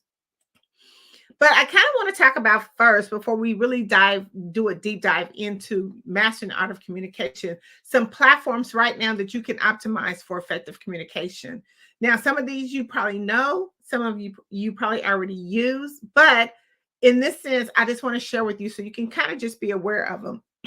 One of the things we do in optimizing our effective communication is email, whether you have, Google, Outlook. That's another form of optimizing your communication. Slack, I don't know if anyone is familiar with that, but it is a platform where you can again do cross communication. We have Microsoft Teams. Now, Microsoft Teams is where a lot of corporations use this particular type of platform to optimize communication between their coworkers and employees inside. Zoom, Skype, WhatsApp. Now, I don't want people to shy on WhatsApp because WhatsApp is a very popular tool, especially if you're trying to do international communication. We have Google Meets, which is another good platform with a lot of people taking the place of using Zoom. Facebook Messenger. Pretty much everyone is on Facebook, but I don't know if you really are using the Messenger aspect of Facebook very effectively. I mean, it can be a really good tool for cross communication besides using Facebook as doing your posting. We have Twitter, Streamline, of course, everything we do via that phone that we have in our hand. We do video chat, messaging apps, team chats, especially for, again, corporations that are looking to put together communication amongst a team. LinkedIn, which is my favorite, messaging. So we got to make sure that, you really know how to optimize that as well. And Instagram is another amazing platform. So all these platforms that I just kind of mentioned to you are just effective ways of being able to use platforms to get your communication across. Now, let's jump into the meat of everything. So one of the things we talked about, the very first thing is initiating a conversation. What are some effective approaches of actually communicating or starting a conversation? The very first thing I say is the introduction. Now, this is something that we do all the time. Sometimes we really don't even pay attention to how we're introducing ourselves to people, but this is a good way. Introducing ourselves really initiates the conversation, and it encourages others to actually talk back with you. A lot of times we don't look at it that way, but it really happens like that. The next time you're out and about and you introduce yourself, just see how the conversation goes back and forth. But if you're in a networking setting, you want to kind of, seal the deal with a professional, firm handshake. It's kind of letting you know whether we have a casual introduction or if we have a business introduction. It kind of gives you the difference between those two. The next effective approach is just ask the question. A lot of times when you ask the question, when you're actually starting a conversation, a return response back. And that's kind of a two-way thing. You ask a question, they'll ask a question. You ask a question, I ask a question. So it's another way to kind of have an effective approach on a conversation.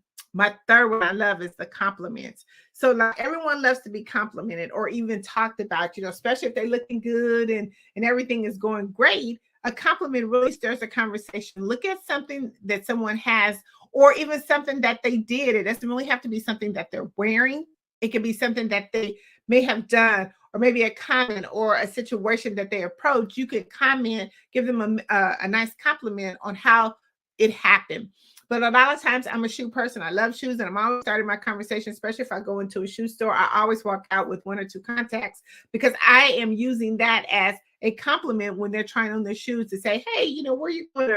Or these look like some shopping shoes or some vacation shoes or something like that. But pick what you can find that you can confidently compliment someone on, which makes a whole big difference when you're looking at initiating conversation. I always ask, the fourth one is always asking advice or opinion. People love to be helpful. Asking their advice or opinion is the way, again, to get across engaging communication going. Now, if nothing else happens, you can always throw humor into starting a conversation. Think of a joke that you thought of, or think of something that you've heard before that was funny that you can share, but always inject humor. I know a lot of times people get into a situation where they're trying to have a conversation and they're like, oh, I don't know what to say. If nothing else, out of these first 5 things that I've chosen to share with you, inject humor. Because I always say we're actually, auditioning for our next role. So how do we do that? We can always inject humor into it. I always try to keep like a little side joke in the back of my head, a joke that can kind of go for any conversation. And maybe you can try the same thing when you're thinking about an effective approach. The sixth thing is always do observation. Always pay attention to our surroundings. That's the best way to have a conversation. It could be raining, it could be snowing, or you could be just at an event and looking at all the people in the event and, come up with something that you could talk about as an observation. Even look at, maybe there could be things on the wall or things of that nature that can really tap you into having a conversation about your observation. Now, when we think about, how do we take now doing these effective approaches, where are we going to put them at? Like, how are we going to practice them? Remember, I said we're always practicing for our script. So I'm going to give you a few places where you can actually kind of implement some of these proven strategies that I just shared with you about initiating an effective approach to a conversation. We can always find places like conferences and conventions. Professionals association meetings. A lot of times they're always looking for people to maybe do speaking engagements, but these are places where there's a large amount of people there that you can also practice initiating a conversation. Trade shows, business networking events. What about your alumni gatherings? Now, those are really good places because now you're in a comfortable environment with your alumni and you can really have a good conversation and introduce yourself and use those 6 approaches that I just shared with you. Chamber of Commerce events, meetup groups. What about workshops and seminars? Those is even a better way because now you're engaging with other people in the same topic that you're doing. If you're at a workshop, you also have something in common. So the conversation and using those 6 effective approaches should be fairly easy for you. What about career fairs? Volunteering opportunities is another good opportunity place to initiate conversation and use these effective approaches, because when you're volunteering, again, we're all doing the same common thing. What about Toastmasters or public speaking clubs? It gives you a way to really kind of start practicing your introduction or how to effectively approach someone at an event. Social clubs, recreational groups, online networking platforms, community events and festivals, and of course, charities and galas. These are some places that you could really, exercise or practice. I always say, like, practice makes perfect. Look yourself in the mirror and then start kind of practicing. How do I introduce myself? How do I make those approaches? Take those 6 proven strategies that I share with you about initiating a conversation, practice them in the mirror. And when you go to those places that I share with you about where to network, they will be so much easier for you. There's always a benefit to networking, and a lot of times people don't really realize the benefit that networking brings. But we always have to establish connections, and we can't let it just be a one-time thing. We have to continuously to be networking. It demands really our dedication. You can incorporate it into your daily routine once you've reached, even if you've reached your objective. A lot of people feel like, well, I went to this networking event or I've been networking and I've met 10 people for the day. No, keep going, keep incorporating it into your daily activity. People say, when is the best time to network? Well, it's right now. So one of the benefits of networking is that it increases your visibility. It makes you more recognizable, and it actually increases the chances of you being considered for other opportunities. Collaborations is another benefit when we're talking about mastering the art of communication, because it helps you lead into partnerships and joint ventures. Again, it helps you expand your reach. It even helps you with offers to get into new avenues. Another thing, it gives you access to resources. Like a lot of times in our business, we don't know everything, and there's a lot of different things that are going on. But when you actually are communicating and mastering art of communication, and we're sharing different information, you are getting access to some major resources that maybe you would have not thought about. And it gives you introduction to tools. And you can actually really help your business grow, because these are things that you can implement and be that one-stop shop for your client. Another benefit it brings to you is brand awareness. It helps you to promote your brand and broaden your audience.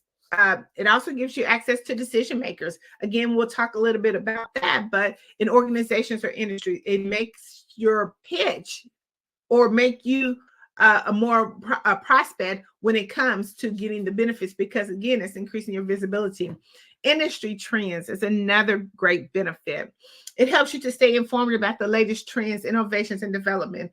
And again, lastly, networking and mastering the art of communication, it helps you with business growth. Again, for entrepreneurs and business owners, networking can help you to attract new clients, customers, investors, and suppliers to support your business growth. So we have to create this action plan. So we don't want to make sure when we're actually mastering the art of communication, especially if we're going to a lot of different networking events, we want to master a plan, right? We got to have a plan. Like how do we actually make sure that what all these steps that we're doing actually are going to come out? Okay. I'm going to give you about maybe 6 or 7 ideas. So the first thing is we want to set a goal. So when you go into a networking event, okay, we're talking about networking. It could be virtually or in person, but it's still mastering the art of communication. So when you actually go to these events, you want to make sure that you set a goal. What is my goal? What do I aim to achieve from being at this event? Whether I'm looking to make a number of new contacts, learn about specific topics, explore new collaborations, find out what your goal is for going. 2, I want you to do research. Research. It's so important because you want to familiarize yourself with the event, the agenda, the speakers, the attendees. You want to get some, identify some key individuals maybe that you would even like to connect with. But in order to do that, you have to do the research first. 3, we want to make sure that we're preparing our introduction. Now, I'm going to say ditch the pitch. Yep, ditch the pitch And I want you to focus on something that can be impressive to someone that you meet, something that's going to be more memorable. Because see, remember, when we go to a networking event, we're not going to sell. We're going to build relationships. So as you prepare in your introduction, you want to prepare it as something that someone can remember you by. The fourth thing is we have to practice networking skills. Again, like I talked about, maybe doing it in the mirror, doing some role play with yourself in the mirror. But I want you to brush up on your communication networking skills. Include active listening. Now, that's one thing that we don't tend to do when we come to any type of networking event, or even when we're starting a conversation, because we already have an agenda outlined, and sometimes we forget. So we have to pay attention so we can ask those open-ended questions. And then when we do a follow-up process, then we know some key elements that we can put into our conversation, our follow-up plan, to make sure that they knew, or our prospect knew, that we were listening. Okay? 5, the fifth one, I want you to update your digital presence. That is so important, because no matter if you're virtual or in person, or even if you're just out casually and you give your information out, make sure before you go to that event, you click on your networking event, your website, your pay link, and all those things, because it's one thing worse than anything is going to an event and somebody clicks on your stuff and it is not working. So make sure all your digital information is updated, your profile, again, especially your LinkedIn, and practice, again, making sure that all that stuff is there. I want to say the sixth thing is make sure you bring essential materials. I have been to events where people will say, "Can I use your charger?" And I'm trying to actually have a conversation with someone, and I can't network with someone or even give out my information because I didn't come properly prepared. So make sure, if you need your computer, your pen, pencil, papers, whatever it is, make sure that you have the essential tools that you need when you actually go into these events. That's even on virtual. Make sure your lighting's good. Make sure that you are on camera. So make sure that you have all those things handy dandy ready when you're ready for prospecting. And the seventh thing is that I want to make sure that when you go to a networking event, that you have a goal, and put that a part of your setting goals to connect with at least 5 people. Do not go to an event and walk away without any contacts, because that means that you have wasted your time at the event. And we don't want to go to these events, spend our precious time, and not be able to maximize the effort that we're doing. We're at these events. This is what I normally do. I always have something handy in my notes that I can copy and paste quickly. Again, that's the research before I go to the event, so I know exactly what my response is going to be. But what happens is within 24 to 48 hours, you're forgotten about. Life happens. They've gone on to talk to the next person. So it's going to be so important to you to make sure that you immediately connect with that person afterwards. I know a lot of people will be like, well, I'll put it in my phone and I'll put where I met them at, maybe 1 or 2 things. I guarantee you by the end of the day that they would have forgotten about you, and you would have forgotten about them in order to make the connection. So please just do it right away, right quickly when you're doing it. And lastly, I want to say, join the Facebook group. If you wanted to make 5 quick contacts very easily, remember I said do the research, get familiar with the event, the speakers, and the agenda. Find out who's there. Some key people are there, because a lot of times when groups have conferences, networking things, they already have a Facebook group in place. And all you have to do is go into that Facebook group and find out who is actually there. And then now you can come up with your plan. Now, here's the kicker that a lot of people talk about is the follow-up plan. I'm going to try to go through this real quickly, but you have to have a follow-up plan. Remember, they say the money's in the follow-up. So we want to make sure that we're actually doing those steps and make sure that we're following up with the 5 people that you met at the event. So as you're doing your follow-up, schedule a meeting right there. Again, remember I told you 24 to 48 hours, you're forgotten about. So make sure that you follow up and personalize that event, because you have did your networking skills, because you have been listening during the conversation. 2, I want you to connect with them on all social media platforms. Connect with them on LinkedIn, Facebook, Twitter, Instagram. Find out exactly where they are, because that's showing that you really want to connect with them. I want 3, hopefully you have a CRM system that you can have this all scanned into your phone. So once you actually make the connection, you hook with them on social media, it automatically goes into your CRM system. It helps you to, if you don't have one, it helps you to organize your contacts, and it helps you to keep them relevant. So then now you can share some relevant information. That's the 3rd one.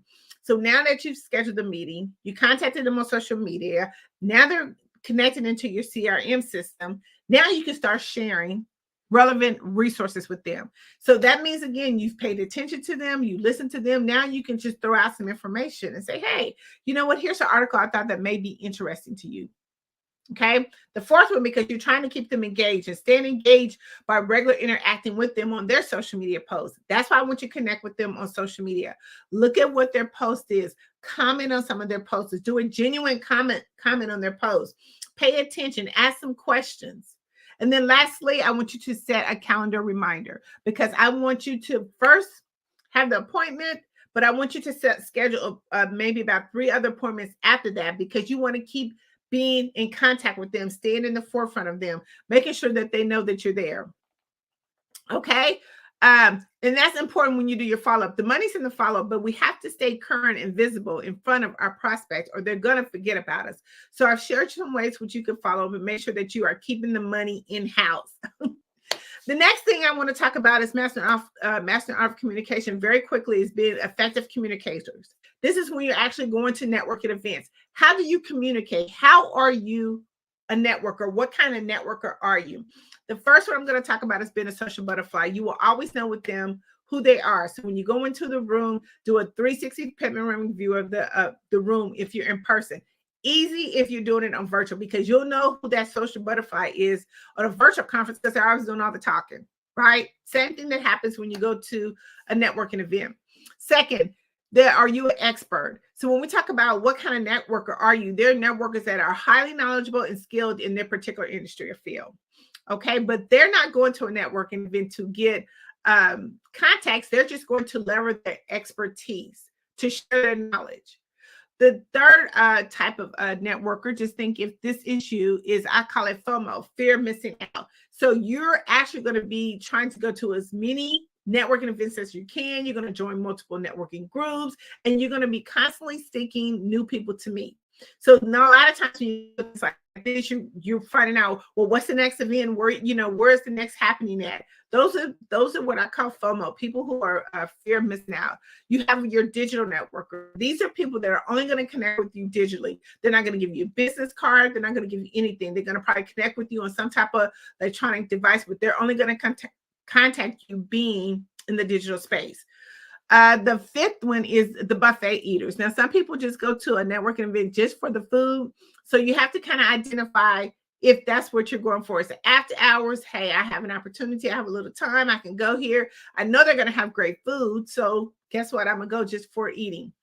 Then you have your sixth person, which is, are you just a relationship builder? Now, these people they're networking, they kind of prioritize their networking building. They're looking to build long-term relationships. They're looking to invest their time and effort into getting to know who the people are in the room. The next one is you have collaborators. Now, these are people who are looking just to collaborate. Maybe you have a conference coming up, or maybe you're looking to get people into your anthology. You're looking for people just as a collaborator. And the last one is innovators. So now these are the type of networks that they're forward thinking. They're always looking for the next new idea to approach at a networking. They're looking to adapt anything or identify any emerging trends or opportunities that's going on. So that's kind of huge, because a lot of times with so much going on, you will be amazed at the creativity that's happening amongst people in the network industry. So they're always looking for people, hey, let's collaborate together, or let's come up, maybe collaborate with an anthology, or if you have a conference coming on, I need some speakers or something of that nature. But let's think about how we can collaborate with one another. So that's kind of another way of mastering art of communication. Now, I got to dive into my favorite topic real quickly, which is, how does LinkedIn come into play with all the mastering art of communication? Let me share it with you. LinkedIn has over 810 million users on there, and it's probably more than that now, but it's a free platform. This is where all the decision makers are. But a lot of times, people kind of like, went really keen on LinkedIn, because they felt like it wasn't really what they were getting. A lot of times people thought LinkedIn was just for the corporate space. Well, it still is for the corporate space, but it's also for the entrepreneur space as well. But the way we have to make sure that we maximize LinkedIn is to make sure that our optimization is good. Make sure that people know who we are and our profile says what we do. So the very first thing I want to talk about when we talk about keeping the conversation going is to make sure that your profile picture is done. Make sure that you have a professional headshot. Do not have anything in the background, even if it's just, if you think it's a professional picture, but it's not a professional headshot picture, please don't put it on there. Make sure that you have a headline. A lot of times when we think about our LinkedIn profile, we don't have a banner or headline, anything to help direct people who are looking for us in what we do. Make sure that you have your highlights. Now, highlights is something that, you know, we know right now a lot of people do use graphics in posting, but videos and things like that are really the way that people are getting people's attention. So you want to make sure that you're throwing some videos, highlights, maybe, you know, some news articles or something in your highlights.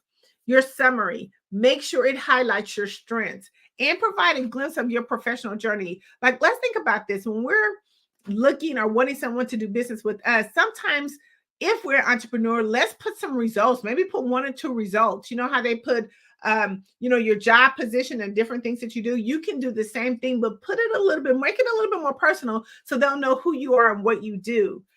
Put your skills there. Listen, a lot of times our skills become so relevant to what we do and the endorsements that we get. Because when a lot of times when people go down and endorse your skills, that is really boosting your profile. And a lot of times with the changes that LinkedIn does, it works almost similar to Facebook. The algorithms and everything change the position of what's important, what's least important on their on your profile makes a difference. So we want to make sure that we're actually inputting all those things in there. Our education, no matter what it is, put it in there, because people want to know a little bit about, you know, your background and what you do. Certifications, any certifications that you have, license and training, show your expertise, that you are the expert in what you do. Recommendations, always seek recommendations to put on your profile. We do a LinkedIn boot camp, and I can show you a little bit more about how that works and how we can take even some of your comments and turn them into recommendations. So when people see your profile, then it really highlights you. Volunteer experience and causes. You know, a lot of times people want to see the personal side of us, our authentic selves. So a lot of times we have a special maybe cause or even just volunteering, showing that we're trying to get back service is amazing. Media attachments. If you're in any news releases or in a new magazines like Tapped In, a global publication, if you're in one of those, you want to make sure that you're listing that there so people can see that. And I want you to engage in network, participate in. If you have any groups that you're part of, make sure that you actually put those in there as well. I want to talk about just the digital space real quickly. Here's what happens in the world of digital space. We want to make sure that we are visible, that we are seen, heard, and noticed, that people we're following, that we have some footsteps that they can follow, traces that they can go through, but we have to make sure that we're out there. So on average, an entrepreneur should be in a digital publication, Tapped In magazine, but a digital publication anywhere between 12 to 14 times throughout the year. Why is that? Because each time you are going to be expanding your audience. Each time you are widening your visibility, and you're showing your authority and credibility in your industry. Now, just imagine this, that you're trying to seal the deal on a potential prospect. You've had an amazing conversation, amazing talk, and at the end, you hand them a publication, a Tapped In magazine publication with your face on the front. Imagine what that will do for you in sealing that deal. It not only goes from being a magazine to a statement, because when they see you on a global front page cover publication, it changes the space. Just think back in the day when a lot of, I'm just going to say models or, you know, business owners, they would actually get on the cover of a magazine and what that actually did for their business. Because see, now they took it from being, again, not just a magazine, but it became a statement to show that you are kind of the real deal, because it just brings trust and credibility to you. So that's why we want to really think about how can we maximize the digital space. So with Tapped In magazine, we are a global publication. We have over 7,000 online distributions, and we're in the UK. But our goal is really to take your voice and really distribute it in many different ways. From the publication, we do it from making sure that we amplify your story, highlight what you're doing, give you brand credibility and recognition, but we also want to take it a little bit further. We want to make sure that we also get you in different podcasts. How would it be nice to say what kind of podcast you are? Let me give you an example. When we think about even distribution, the very first couple of things that a client person that you're looking to work with, this is how the digital space works. They're going to do 2 ways of finding you, Google and LinkedIn. They want to see what you're doing. How can I find you, and what have you been in? That's why it's so important that as an entrepreneur that you try to be in 12 to 13 publications. At least try to get on, the minimum of least, 20 to 30 podcasts. Look at some of your people or your digital mentors. I call them digital mentors. Those are the people in your industry that, do similar to what you're doing, but find out, look them up, go on Google and say, look at the last time they've been in a podcast, or how many podcasts they were in, just over 1 year or the last few months. It's so important because when they pull you up, they want to know how relevant you are. And that's what we do at Tapped In Magazine. We make sure that we show that you are visible, that you're on the forefront. Your clients know how to reach you. They understand your message. You're not only just talking to that audience, but you're talking to multiple audience. Okay? You're talking to multiple audience, and that's important when we look at building our brand visibility in the digital communication space. Okay, we want to make sure that one, your audience can find you, the people that are looking for you can find you, but we also want to make sure that you are spreading yourself amongst worldwide, and we really help you do that. So again, when we talk about being in the publication, we want our readership to see who you are and what you do. It's a story that has to be told. Remember when they say stories tell? Stories really do tell, because if you can show a way of how you've helped someone, how you've transformed their life, it makes a whole lot of difference. See, a lot of times, we have to talk about the pain points of people and how it has been personally related to us.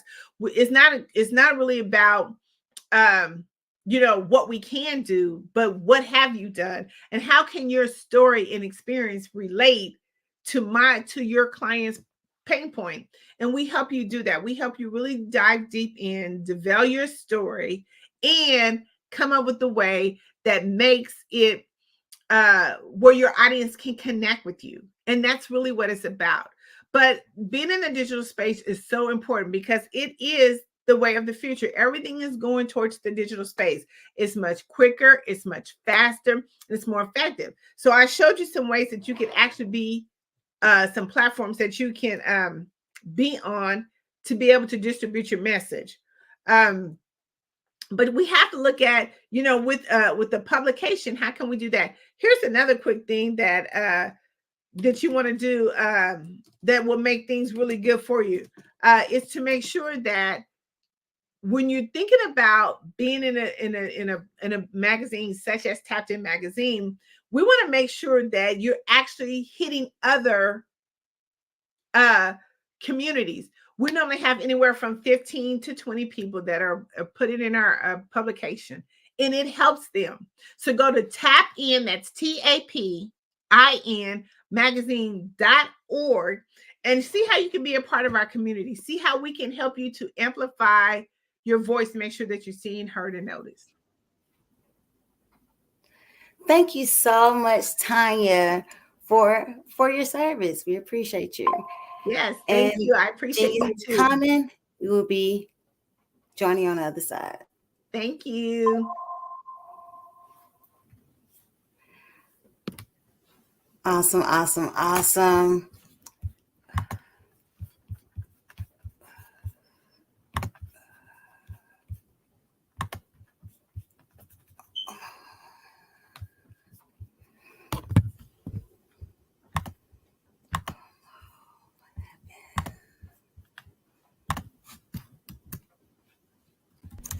Why do I do what I do? My life coach asked me that a few years ago. And she said, Tony, what's your why? And I told her, and she said, girl, you've already accomplished that. Perhaps you need a new why. Hi, Tony Harris, Amy Hoydu with Say It Said Marketing, one of your students.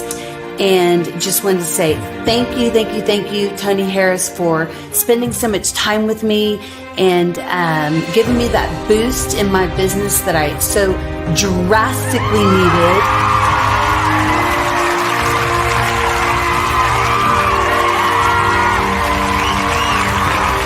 My why is to touch, move, and inspire my clients to take drastic steps to be better than they were before they met me.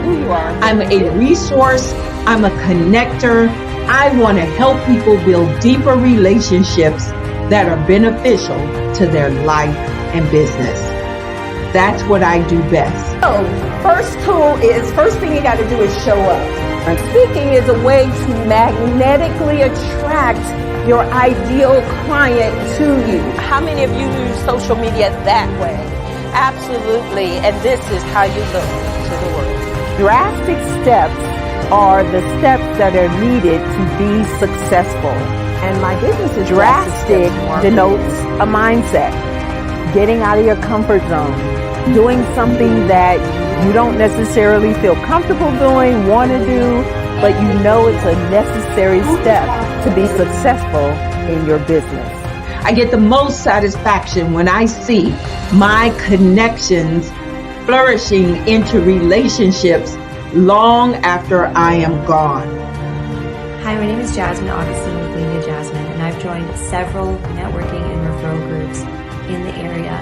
And Network in Action Northeast Houston with Tony Harris Taylor is one of the best organizations that I've joined. I love that piece of what I do, and it is what fuels my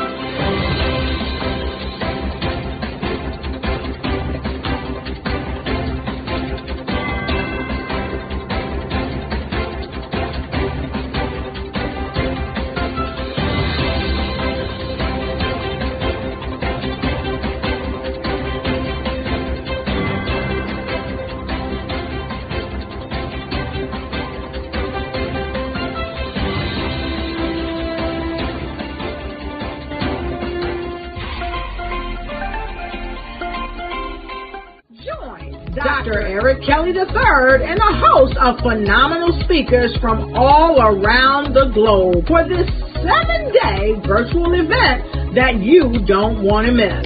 The mission of the Black Business Expo is to raise scholarship money from kids all the way from high school, all the way from college. The Black Business Olympics is one of the largest Black business showcases in the world. It is an opportunity for businesses and companies to showcase their businesses globally. We are going to be giving away laptops up to $5,000 away to students.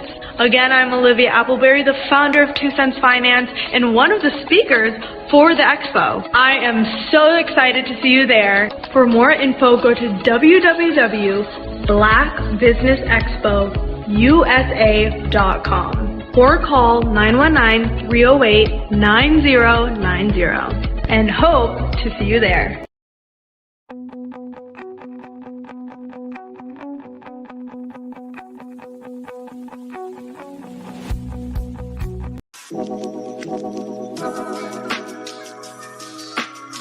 The African company and the African CEO is making a conscious decision to bring on someone external to the continent versus bringing on someone who is from Ghana or Kenya or South Africa.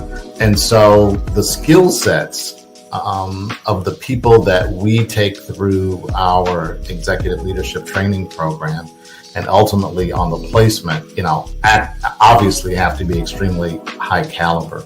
So what we look for are corporate executives at the vice president to C-suite level, as well as Black entrepreneurs.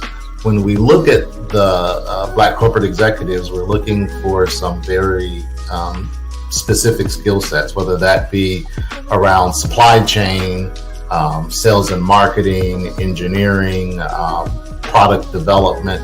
We want our folks to be able to add immediate value to the corporate board, right? And the other thing is, even if they don't necessarily have specific industry experience, they're bringing a diversity of thought.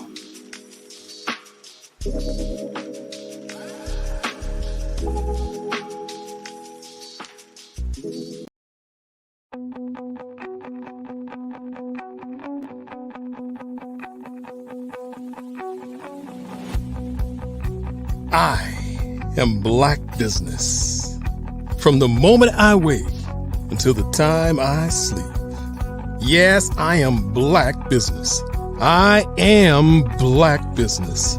Tell me, are you Black Business? I am Black Business. Do you support Black businesses? Listen, I support Black business because I am Black Business. Black Business Expo, one of the largest business showcases in the history of Black business in the world. The world! Sign up today at www.blackbusinessexpousa.com or call 919-308-9090. I am Black Business.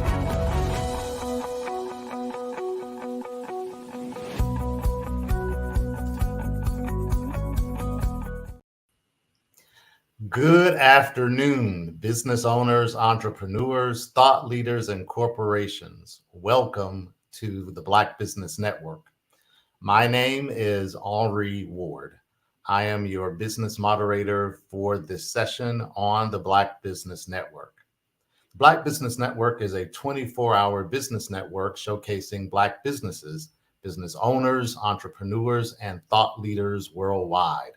We have speakers from North Carolina, London, Singapore, Africa, Japan, and cities all over the United States. The Black Business Network is a global community sharing its business knowledge to empower, inspire, and educate businesses about business.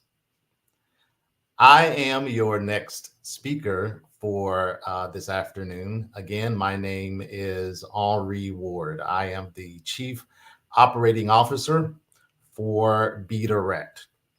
I'll give you a little background on myself first, and then we will talk about BeDirect.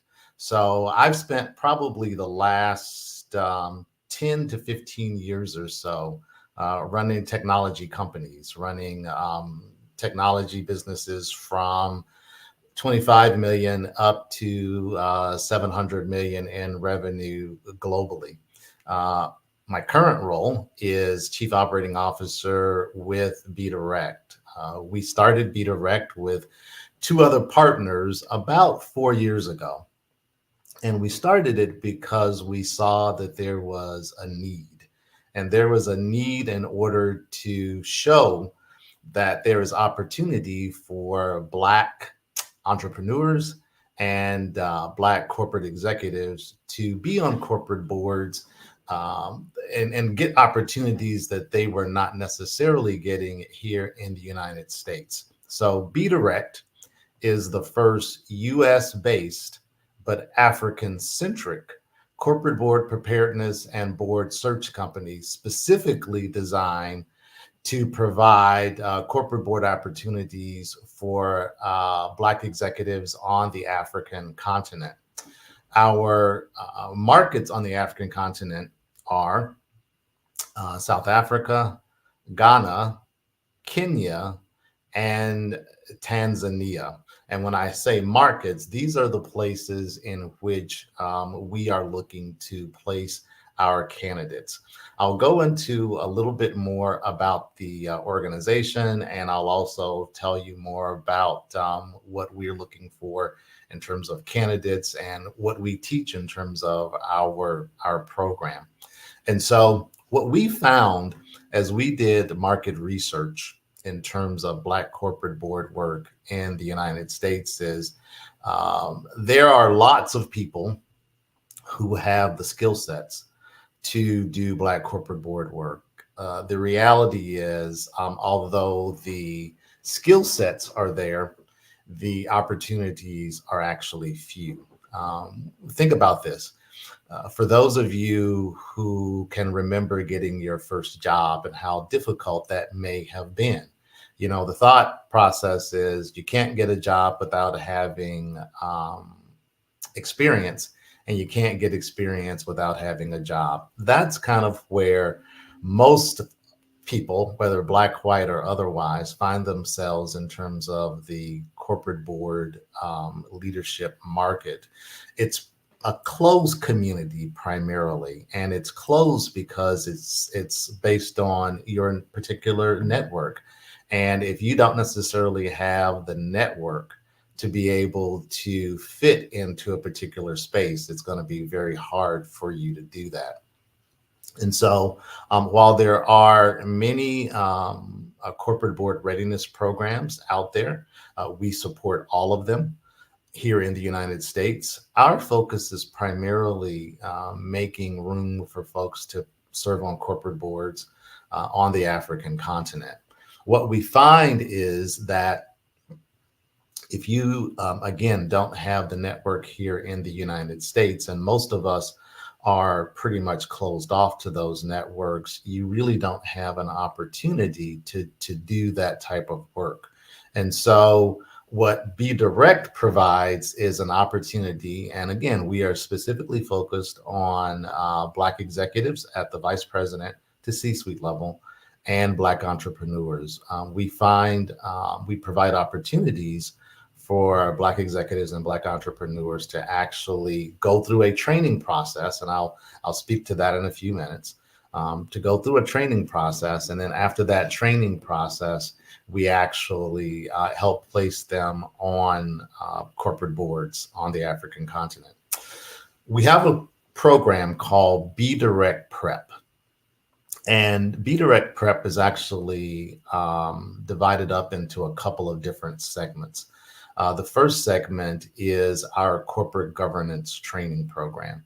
So corporate governance on the African continent is a little different than corporate governance is here in the United States. Many people may be familiar with serving on nonprofit boards. Many of us, including myself, have done work on nonprofit boards, and nonprofit boards are great in terms of helping to serve the community. Where we haven't necessarily had the opportunity is for the for-profit boards, in which you are compensated for your work. And so Be Direct provides training regarding understanding how do you provide corporate governance on a different continent in a different country. And so we've partnered with a company that actually does corporate governance training for public and privately held companies, and does it across the African continent. And they are exceptionally well at it. And so how corporate governance differs on the continent versus the United States is, when you look at corporate governance in the United States, it's primarily compliance and regulatory driven. If you are a publicly traded company, you have the Security and Exchange Commission, the SEC, to deal with. If you are a privately held company that happens to be in the consumer space, you have the Federal Trade Commission to deal with. All companies here in the United States, particularly publicly traded companies, have the Sarbanes-Oxley, SOX compliance to deal with. And so in the United States, there is a lot of focus on compliance and regulation regarding corporate governance.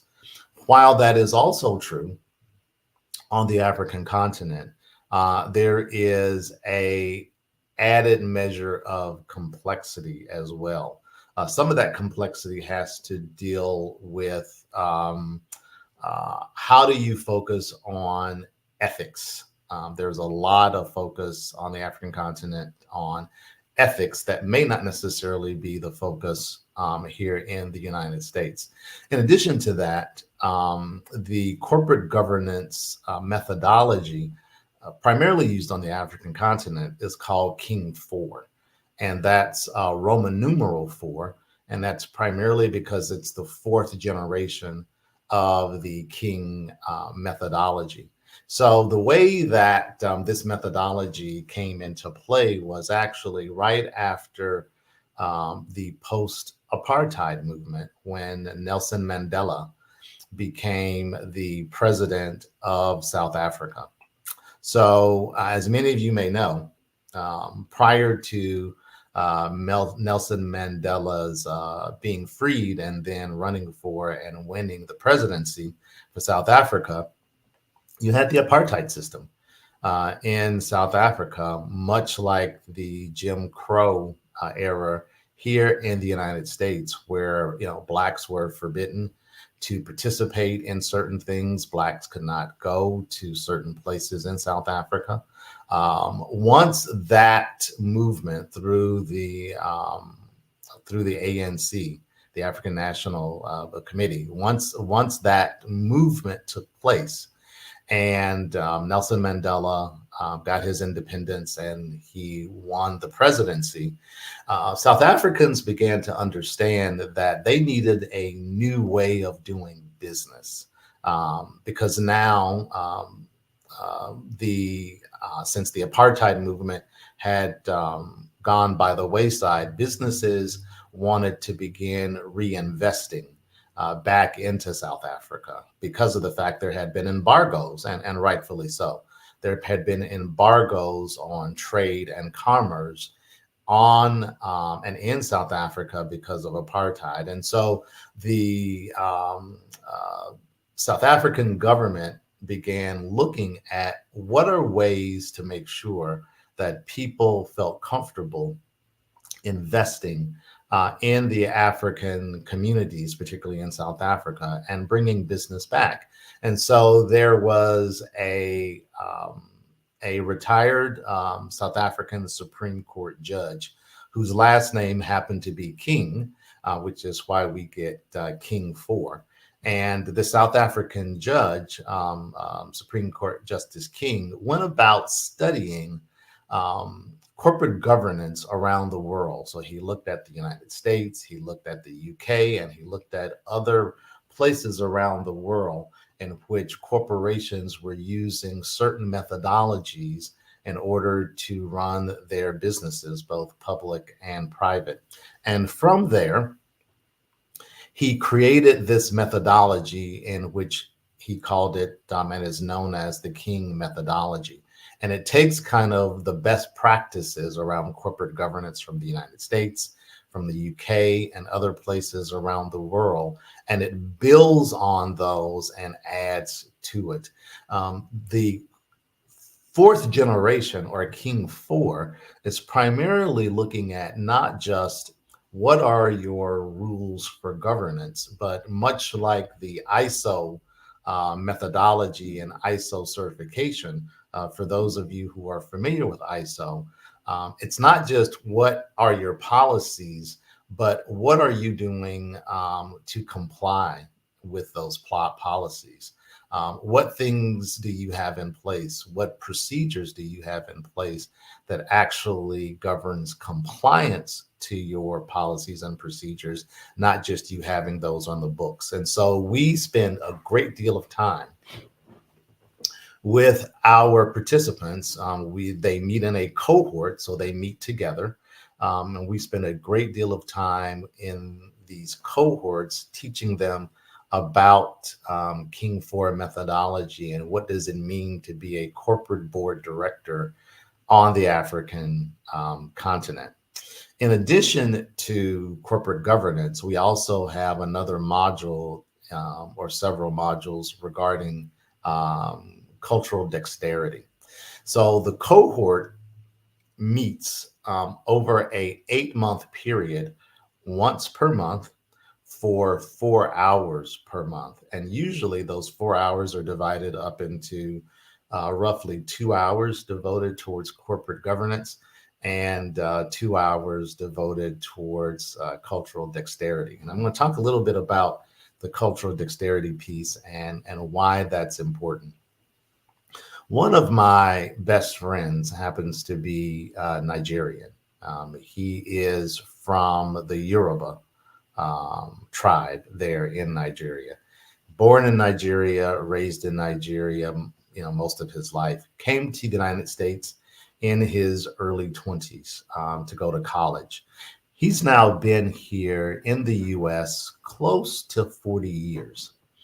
He considers himself a Nigerian living in America. When he goes home to Nigeria, he's considered an American visiting Nigeria. Again, this is someone who was born and raised in Nigeria. But the reality is, because he's been away from Nigeria for so long, he is no longer considered a Nigerian by those who are still in Nigeria. He's considered an American. And so he himself, although he was born and raised in Nigeria, he himself has to navigate this cultural difference between America and Nigeria. The exact same thing has happened to many people I've spoken with who are Haitian, who are Ghanaian, who are Jamaican. These are folks who may have been born and raised in these countries, yet when they leave and are away an extended period of time, they are no longer considered one of us, if you will. They're no longer considered Haitian or Jamaican or Nigerian or South African. They are considered American. And so there is this need to be able to understand, how do you navigate culture when you're dealing with someone on a different continent in a different country? And how do you do business with someone on a different continent in a different country? And so we spend a great deal of time talking about, how do you navigate culture? How do you not come off as if you are the arrogant American? How do you not come off as if you are trying to portray yourself in a savior complex? And, many of you may have heard that term before. For those of you who have not heard that term, someone with a savior complex comes in as if they are, God's spokesman on earth, and they are here to save you. They are here to save you from yourself. That is not what we want to bring to anyone that we are trying to help from a corporate board perspective. No one is looking for you to come and save them from that perspective. This is a business to business relationship in which you are providing a particular service to a corporation and their CEO, and that corporation is compensating you for that skill set. And so it's extremely important that folks understand, how do you deal with culture when you are in a different country? Whether we want to admit it or not, for those of us here in the United States, whether we want to admit it or not, we are Western thinking. We have been trained in a Western school system. We work our day-to-day lives in a Western organization, whether we are working for someone else or working for ourselves. We proceed to do business in a Western modality. That is very different than on the African continent.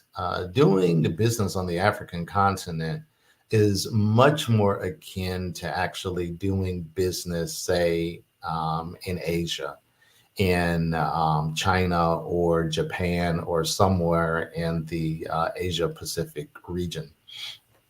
From a Western perspective, we're very much about business, business, business, business. Time is money. Let's get things done. We can't waste all of this type of thinking. When you do business on the African continent, regardless of what country you're in, first of all, they want to know who you are as a person. They want to build a relationship with you before they're interested in doing business with you. They want to know, are you someone that I like? Are you someone that I'm actually interested in having a friendship and partnership with? So before they are interested in entering into specific conversations regarding business, they really want to get to know you personally. And that sometimes kind of sets back folks who are Western thinking and Western trained. The perfect example of that is our founder and CEO, Larry Yan, who also happens to have been doing business on the African continent now for close to 20 years. So in addition to Be Direct, Larry also runs a cybersecurity company that does business on the African continent, as well as a call center company that has its operations based out of Johannesburg. And Larry tells this wonderful story, which I think is very pertinent to this conversation on why cultural dexterity is so important. Larry speaks to the fact that Be Direct actually is the beneficiary of all of the errors and all of the mistakes that he made with his prior two businesses, because he came in with a very Western way of thinking and Western thought. He didn't necessarily have a savior complex, but he certainly came in with a Western way of thinking. And he will admit that he was not initially successful until he had the opportunity to actually meet Winnie Mandela in South Africa.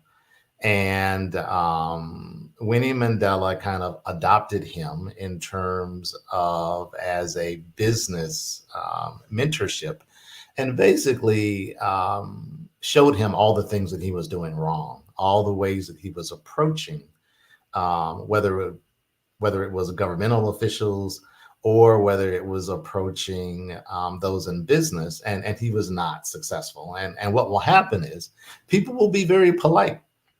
They will smile, they will nod their head, and they will be very generous with their time. And then once you get back to the United States, they will not return your phone calls. And you come away thinking that you've got a win because people were being very polite and people were nodding their heads.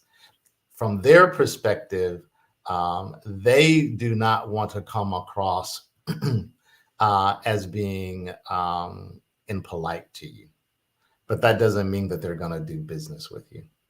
So one of the lessons that Larry learned was, just like when you go to the Himalayas in order to climb the top of the mountain, you have someone called a Sherpa.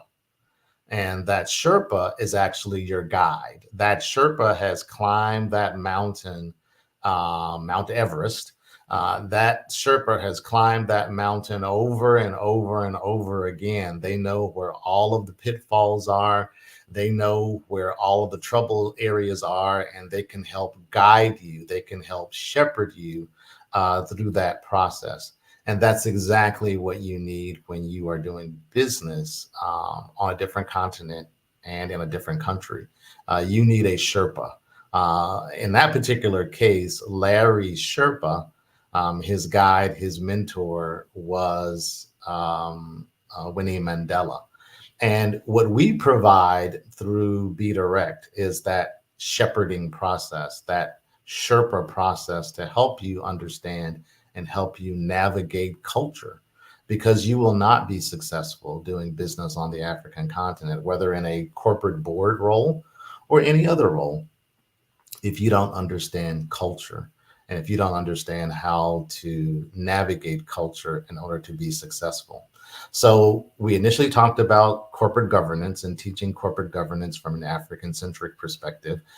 We just finished talking about cultural dexterity and how to navigate culture. The third piece of our Be Direct Prep program is executive coaching.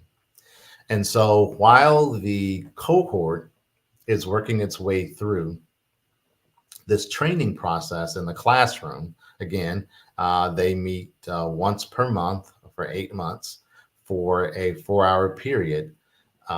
During that process, each person is working one-on-one with their own executive coach.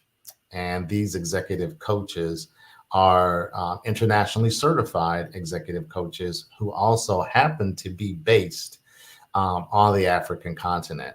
And we were actually very, very fortunate and very blessed to be able to partner with a woman-owned company who is based out of South Africa, a Black female-owned company based out of South Africa that has not only internationally certified executive coaches, but she has internationally certified executive coaches with specific domain knowledge regarding corporate governance on the African continent.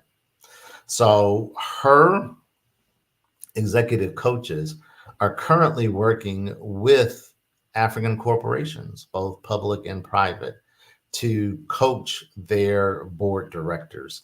And so as our participants are going through this training program, this classroom training program, the executive coaches are working with them to say, yes, I understand, what you just learned in the classroom, and that is extremely important. Also important is how that actually translates in the real world.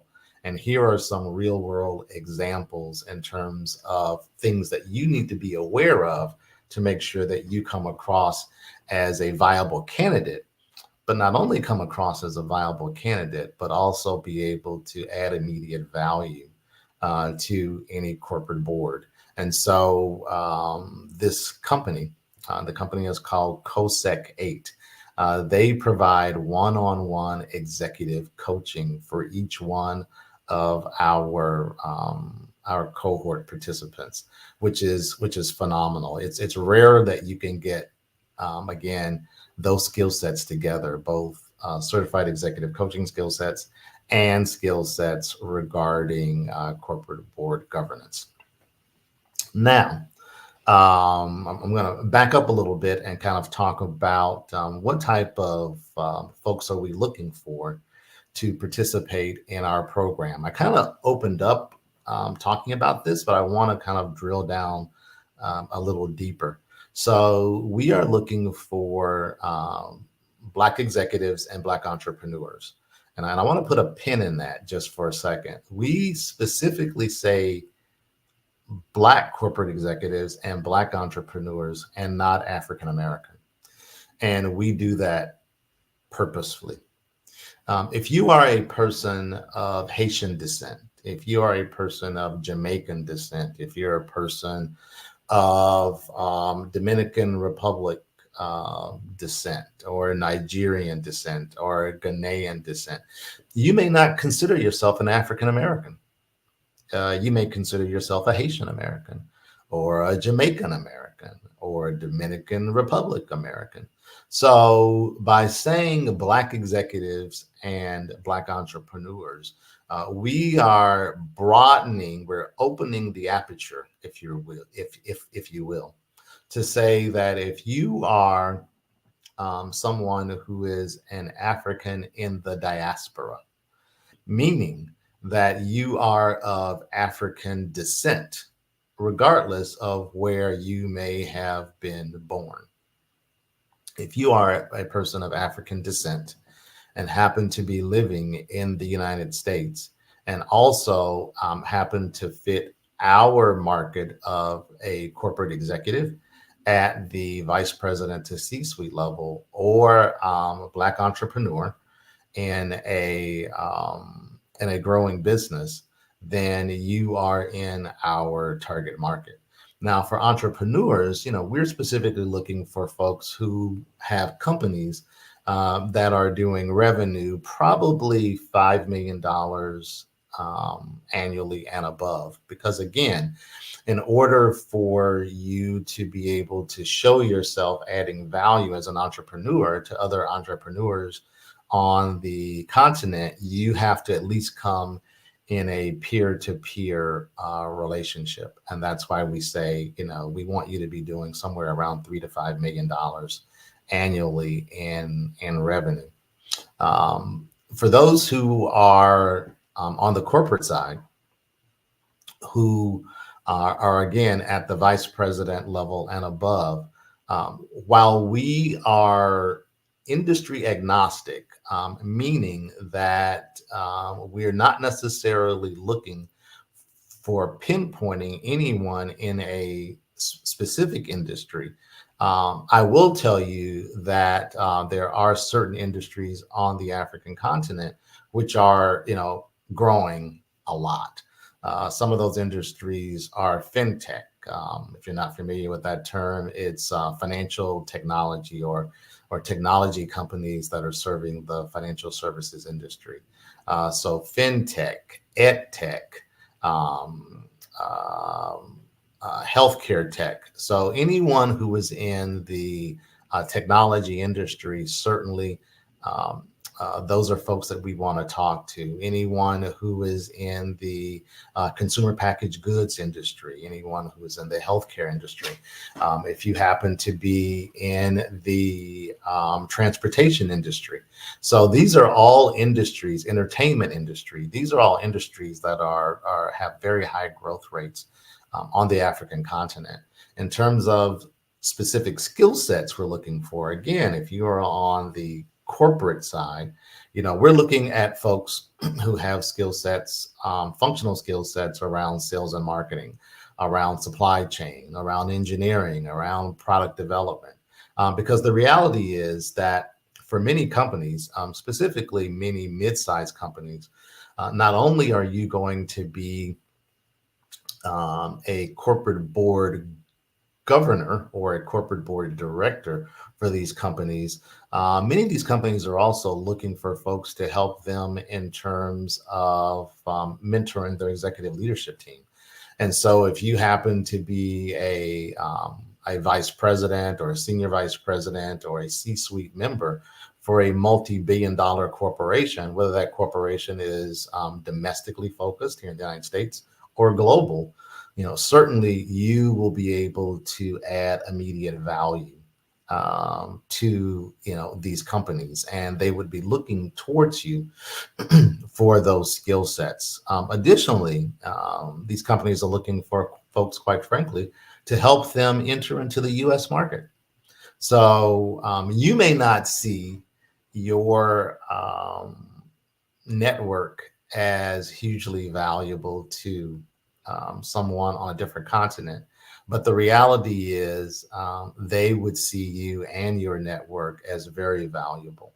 Let me go back a little bit and talk about why we target at a corporate level, target the market that we target.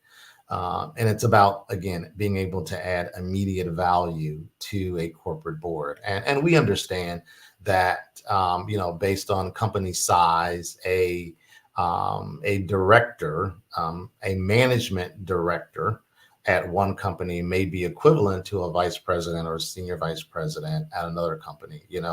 A director level for a $30 billion company may be the equivalent of a vice president or, quite frankly, senior vice president for a $1 billion company or $300 million company. And we take all of those things into consideration, but we're primarily looking for vice president to C-suite level. And the sweet spot for us is vice president to senior vice president, because the reality is these are people who are great candidates to sit on corporate boards, but they're not getting the opportunities here in the United States, because most of those opportunities are going to folks who are at the C-suite level or one level below. And so our target market are those who are at the vice president to C-suite level, sweet spot being vice president to senior vice president level. Some of you may be asking about our name, Be Direct. Why did we come up with that name? How did we come up with that name? And twofold. One, Be Direct stands for board director as a hyphen. So board director, Be Direct. But it also stands for how we do business in terms of being direct.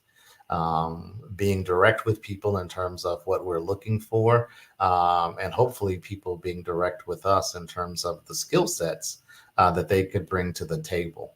The last thing I will mention in terms of what Be Direct offers from a product perspective is, while the cohort is working its way through this 8-month training program, Be Direct is actually working as, quite frankly, a traditional executive search firm. And so we are working with private equity companies on the African continent, with venture capitalists on the African continent, and with public and privately held companies on the African continent to help place our cohort members.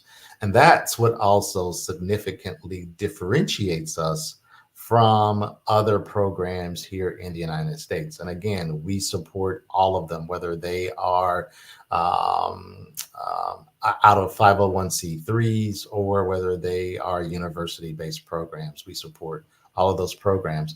What differentiates us, though, is that all of those programs primarily will take you through a training program, and then it is primarily up to you in terms of your own network, whether you are placed or not. They will provide folks to introduce you to, but placement is 99% network driven. With Be Direct, we are both programming driven and we are placement driven.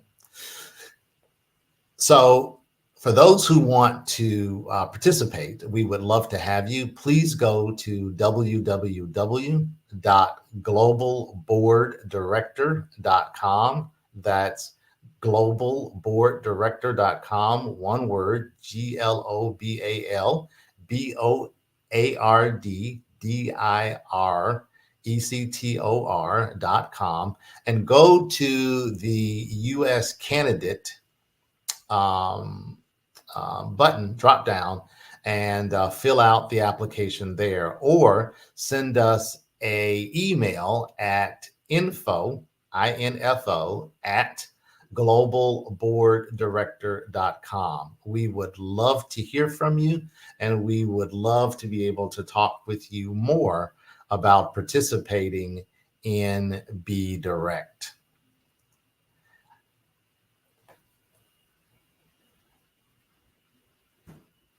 Wow, we want to thank you, Mr. Henry Ward.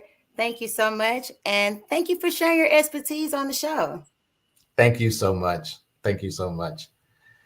And Genius is coming, and I will see you on the other side. Thanks again. The Black Business Expo's mission is to raise funds for high school seniors going or for K through 12 entrepreneurs. This expo is a fundraiser for students. You may go to www.blackbusinessexpousa.com to donate to the sponsorship fund, or use the Cash App to on the screen below, and that is $BBS USA. Now, also, we want to thank our Black Business Expo USA sponsors for March 2024. NC 100, Moody Capital Partners, Suede Soul. We have Lotus, Richie Coaching and Training, the Hello LLC, 5-star DBM Media, Carolina, Virginia Minority Supplier Development Council. We have Step Management, BHS and Associates, Margie McLean Foundation Incorporated, Genius is Common, Earth Essentials, Malene Shani Global, Executive Women's Success Institute, The Quality Coaching Company, Superwoman Business Services, Creative Force Studios, Lee Entertainment, Artistic App Design, Black Business Expo USA, Genius is Coming, and we will see you on the other side.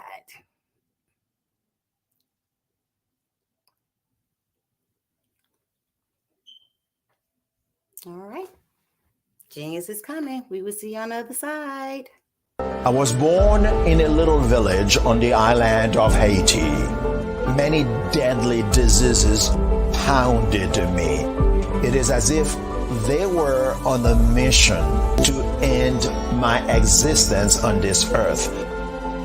I refused to give up. In 1983, I left Haiti and came to the United States of America. And I came with $5, 2 shirts. I didn't speak in English. I came to Atlanta. I got a job. I was a doorman. I was a doorman with a dream. What I used to come on stage. I'd rehearse this moment that I'm standing in front of you. That's the power of a dream. Maybe today is the day you begin acting as if you already have it. And then step out with full force. Take a risk. No condition is permanent. Don't let your situation distract you. You are chosen. You are called. You are born for a purpose in this life.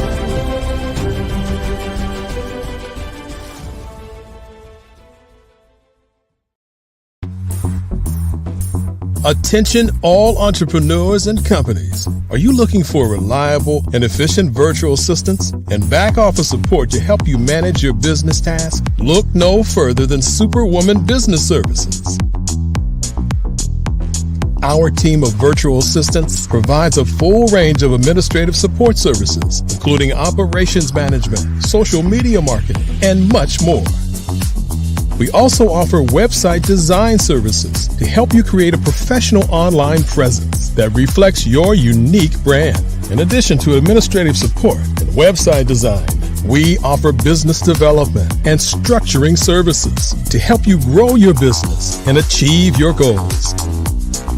We'll work closely with you to identify areas of improvement and develop a customized plan to help you reach your full potential. At Superwoman Business Services, we understand that running a business can be overwhelming and time-consuming. That's why we're here to help you fly high and achieve success. Our virtual assistants are highly skilled, experienced, and dedicated to providing you with the support you need to thrive. Come fly with us and take your business to new heights. Let us help you become the superhero entrepreneur you are meant to be.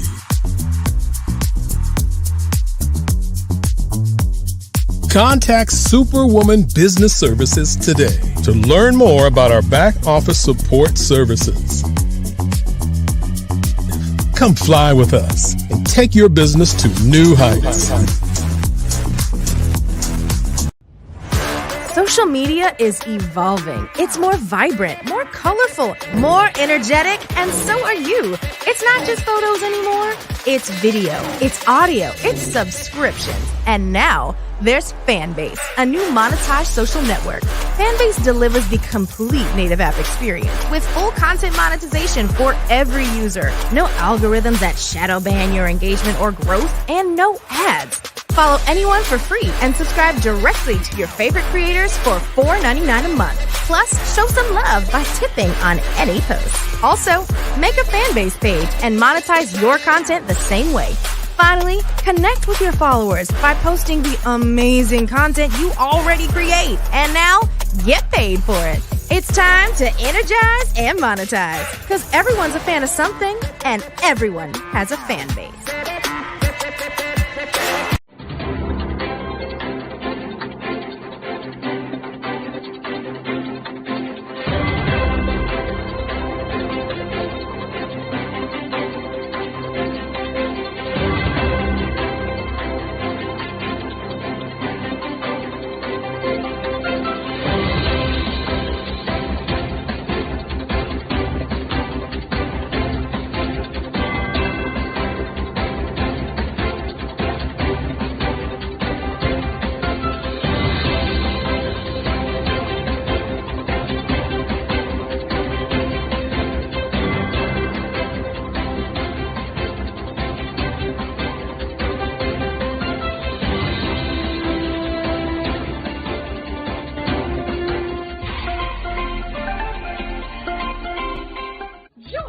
Dr. Eric Kelly III and a host of phenomenal speakers from all around the globe for this 7-day virtual event that you don't want to miss.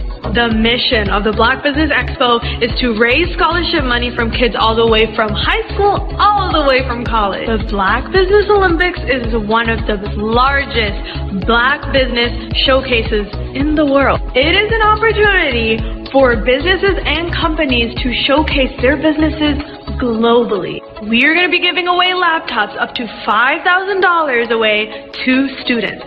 Again, I'm Olivia Appleberry, the founder of 2 Cents Finance and one of the speakers for the expo. I am so excited to see you there. For more info, go to www.blackbusinessexpousa.com or call 919-308-9090 and hope to see you there.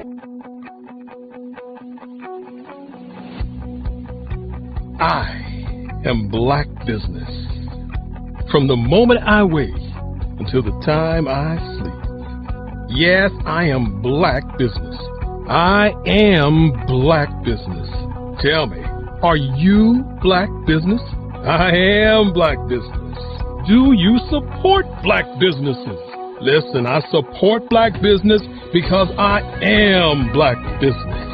Black Business Expo, one of the largest business showcases in the history of Black business in the world. The world! Sign up today at www.blackbusinessexpousa.com or call 919-308-9090. I am Black Business. I am Black Business. From the moment I wake until the time I sleep, I am Black Business. I am Black Business. Are you Black Business? I am Black Business. Do you support Black businesses? I support Black business because I am Black Business. Black Business Expo, one of the largest business showcases in the history of Black America in North Carolina. Join Dr. Eric Kelly III and a host of phenomenal speakers from all around the globe for this 7-day virtual event that you don't want to miss. The mission of the Black Business Expo is to raise scholarship money from kids all the way from high school, all the way from college. The Black Business Olympics is one of the largest Black business showcases in the world. It is an opportunity for businesses and companies to showcase their businesses globally. We are going to be giving away laptops up to $5,000 away to students. Again, I'm Olivia Appleberry, the founder of 2 Cents Finance and one of the speakers for the expo. I am so excited to see you there. For more info, go to www.blackbusinessexpousa.com or call 919-308-9090 and hope to see you there.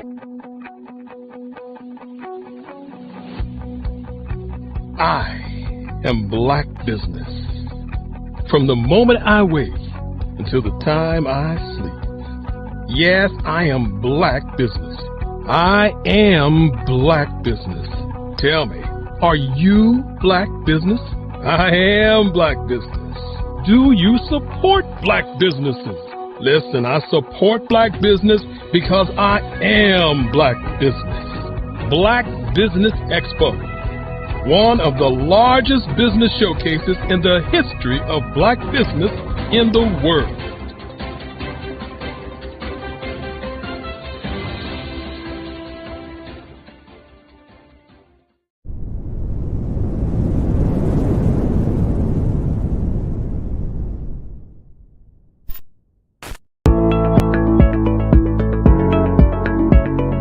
Prepare for what's coming and dominate in economic winter.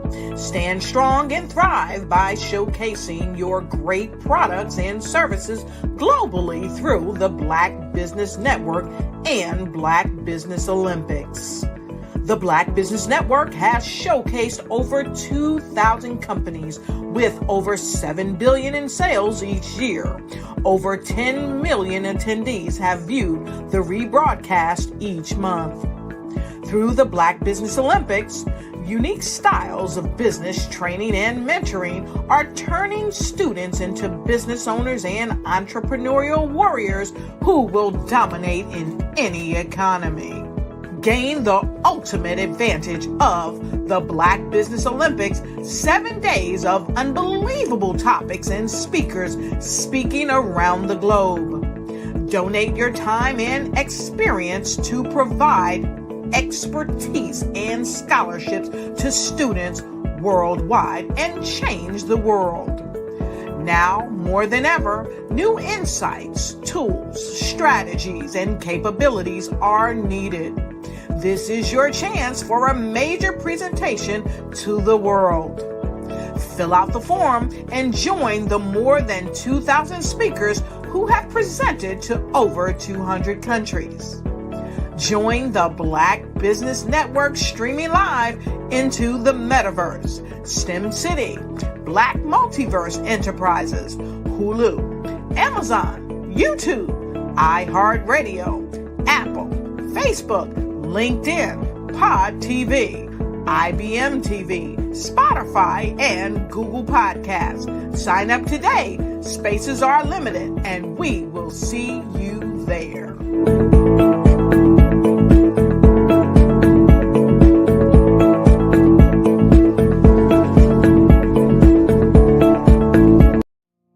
Did you know that approximately 333.34 million businesses exist today, according to a report from 2021? And you may be one of those businesses, or maybe you're not in the business market yet, but you're aspiring to be a business owner.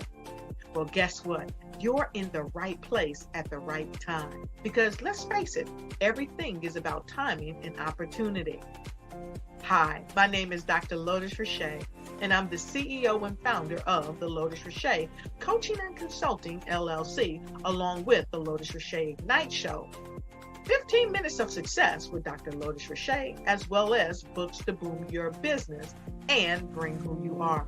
And today, I want to bring this amazing message to you about the Black Business Network and the Black Business Olympics. See, the Black Business Network and the Black Business Olympics is designed to help people just like you, that's right, that look like me, to take their business to the next level. Not just in your front yard or your backyard, but globally. The Black Business Network and Black Business Olympics is designed not to just help you survive, but to help you thrive. So join us today as we come together with businesses all around the world to support our students, our children, our young teens, our young entrepreneurs. What we do is we come together to help raise funds for students who are aspiring to be business entrepreneurs, who are aspiring and who are thriving in college. We endow them with a wonderful opportunity to gain scholarships, of either a laptop or several thousands of dollars. And we invite you to help be a contributor to this amazing opportunity to help someone that looks just like you. So join us today at our website and let us connect with you and help you ignite and take flight in every area of your life on the Black Business Network and the Black Business Olympics. I'll see you on the other side.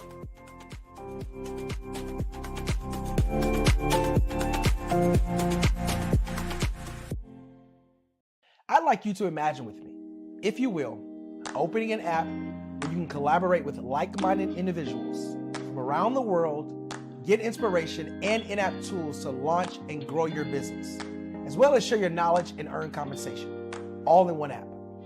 Well, the name of that app is Truso, short for Truly Social. Hi, I'm Matthew Newman, the founder and CEO of Truso, a new concept in social media. Truso is designed from the ground up to be a platform that's both social and empowering for all its users. How exactly do we do that? I'm glad you asked. First, Truso brings the world together via video. Psychologists assert that video provides a significantly more effective connection than audio only. When you enter a community on Truso, you're face to face. Second, on Truso, you don't have to have 1 million followers to monetize. Our business model allows all hosts and moderators to monetize, no matter the size of your following, by 1, producing fee-based content, and 2, inviting others to join the platform as subscribers. Even more, Truso has an in-app resource library with over 100 free resources, forms, and documents to help you build your brand and grow your business. Third, Truso is inclusive. The deaf and hard of hearing communities make up 360 million people worldwide. Unlike audio-only apps, Truso embraces this community, providing a networking platform that allows them to participate via video and closed captioning. We even have a deaf and hard of hearing foundation in the works as well. Fourth, Truso is both social and safe. We refer to Truso as a virtual extension of the beauty shop, barbershop, and brainchild of the community. A place where there's laughter, along with wisdom, growth-oriented conversation, and genuine connections in a safe space.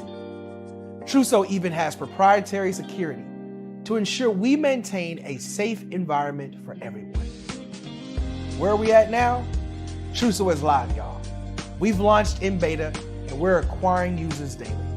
We have an incredible development and marketing team, plus amazing celebrity influencers at the table, helping us spread the word around the globe, beginning within the African diaspora and beyond by creating a safe space for growth, connection, and collaboration. We're truly excited about Truso. We've created something special for which there is a global market. And we invite you to embark on this journey with us as a shareholder. The future for Truso is truly bright. Join us and let's go there together. Are you a forward-thinking entrepreneur or business owner? The world is changing faster than ever, and it's time to pivot and adapt to the future. Hello LLC is here to help you do just that. Hello stands for helping enterprises leverage leading-edge optimizations. Our innovative solutions can streamline operations, reduce overhead costs, and give you a competitive edge in a market projected to reach $5 trillion by 2030. By pivoting to the metaverse, businesses can tap into a rapidly growing market that is projected to be a significant part of daily life for 25% of Americans by 2026. As a full digital metaverse agency, the Hello LLC can help you create custom solutions to streamline operations, increase productivity, reduce costs, and drive brand recognition. Why should you pivot to the metaverse with the Hello LLC? By leveraging cutting-edge technology, you can provide immersive experiences for your customers, expand your global reach, and unlock new revenue streams. Contact us today to make the pivot.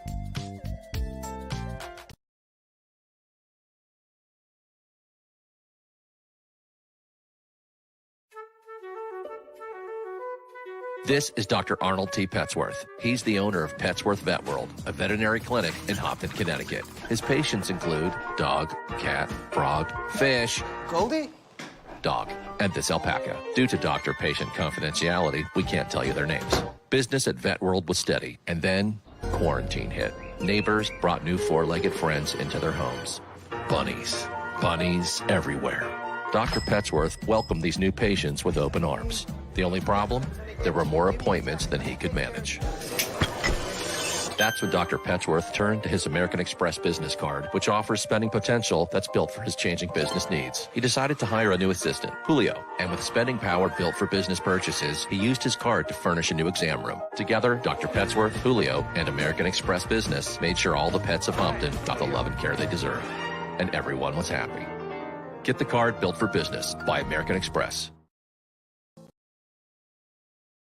5-Star BDM, Brand Development Masters, is a professional consulting and advisory group keenly focused on business development services for the small to mid-sized business and entrepreneurs.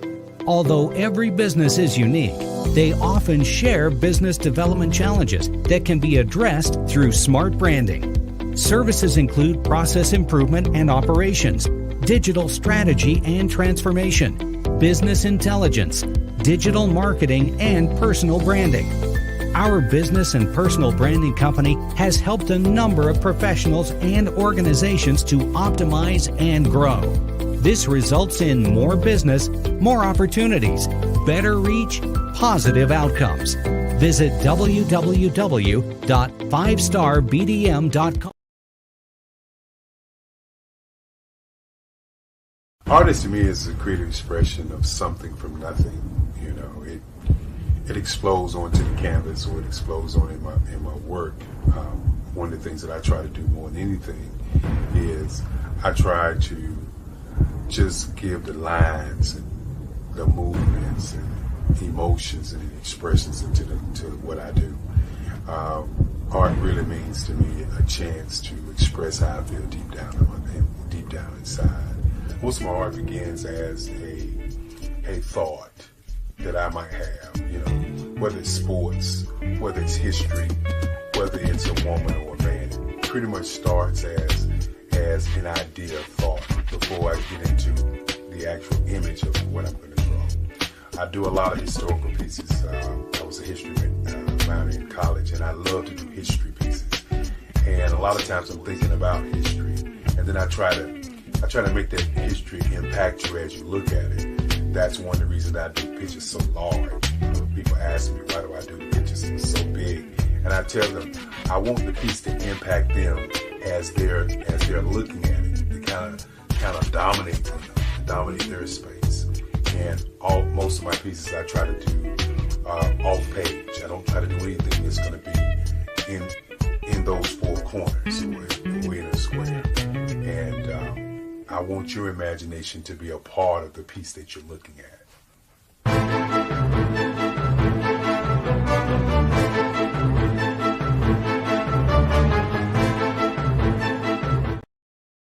Over the past few years, we've seen the growth of existing and new initiatives focused on financial inclusion, building global networks, and reducing the wealth gap in response to the idea there's not enough seats at the table.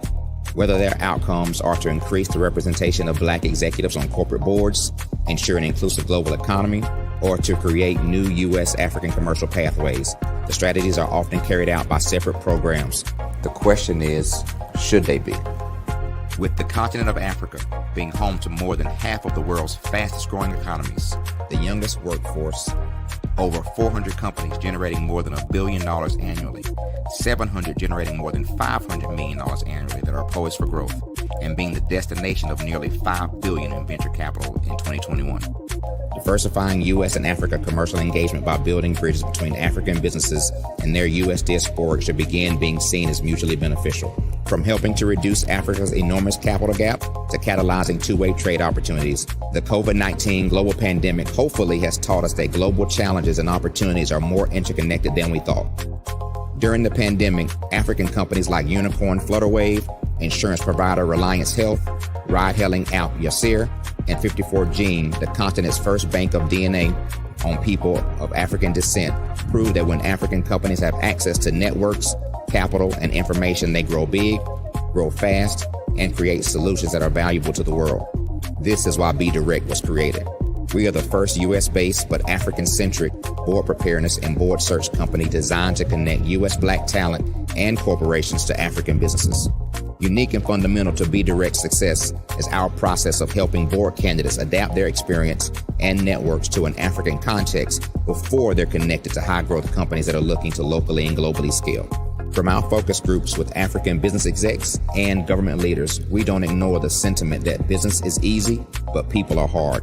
Having a pool of board candidates with hard-to-access networks and extensive experience across the business life cycle, including successfully raising capital, is table stakes for an initiative like this. So yes, we have that. But corporate or entrepreneurial success in the U.S. does not guarantee success in Africa. Developed alongside industry partners on the continent, our training program, Be Direct Prep, is designed to transpose their experience to create cultural comfort, understanding, and a commitment to helping businesses in Africa scale. Our board governance sessions are African, continental, and country-specific, integrated with cultural awareness and dexterity training, masterclasses led by African industry execs, and mentoring and coaching from African continental-based facilitators. But even more unique to Be Direct Prep, we cap off our training program with an immersion trip to help candidates that have not been to Africa before see and feel Africa's complexity and opportunity from African soil. We all know traditional network-based board placement has historically left a lot of us out of ever really being in the paid board pipeline.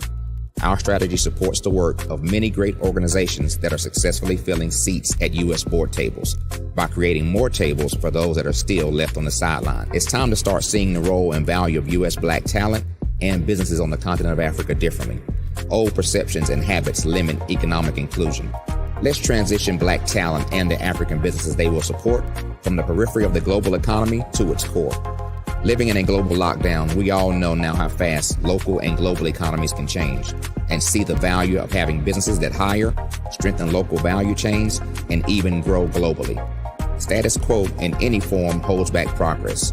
We must democratize U.S.-Africa commercial engagement by socially and economically connecting cultures that have long been disconnected. It's time for Africa's U.S. diaspora to redefine their global value by helping African businesses scale continentally and globally.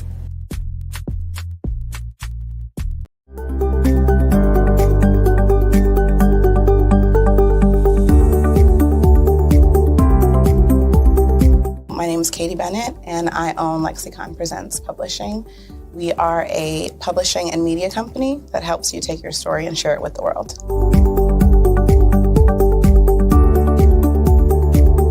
You know, for a while, I just had my family telling me to just hang it up, get over it, you know, and I had no support. And it was in your program that I really understood the necessity for having that help, having that support.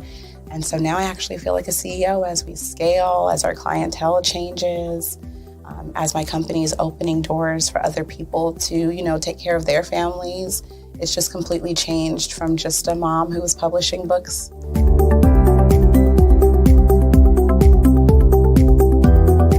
I was at a point where my job, although it was paying really well, wasn't enough. And my business was always in the red, and I was tired of it. And so I came in just hoping to get some sort of help to just not end up in the red every month.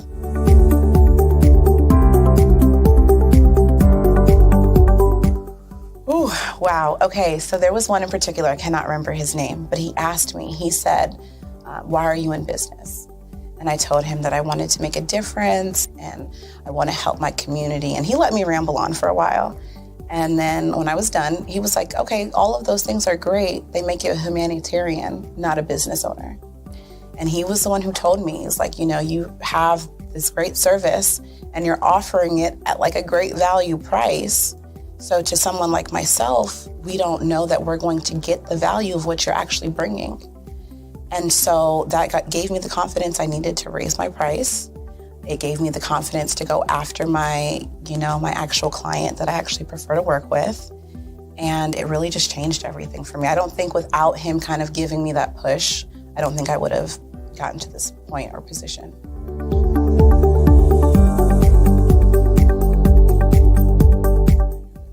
Wow, The benefits is just having a coach that holds you accountable. They set goals with you. That's been my favorite part. She has amazing experience, and so she brings her strategies and her ideas, and she helped me narrow down, what services I actually wanted to offer, how I could actually continue to offer it, how many clients at one time could I have. All of the information that she's given has just really transformed my entire company. And so I know I would have never gotten to where I am today and having some of these partnerships that I'm, having now without her help.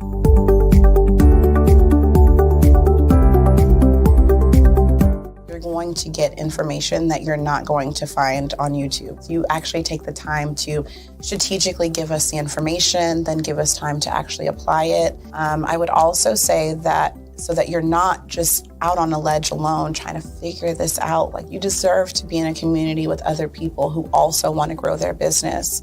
And then finally, the biggest thing I think I took away from CMET was that I had a whole office in Longwood. I still do, and at the time I had not paid my business tax receipt. I didn't know that was something you had to do. So that was like one of the first couple days of information. And I'm like, oh my gosh, let me go get that together right now. So I'm really glad that, CMET was there for myself. And anybody else who has the opportunity, they need to do it.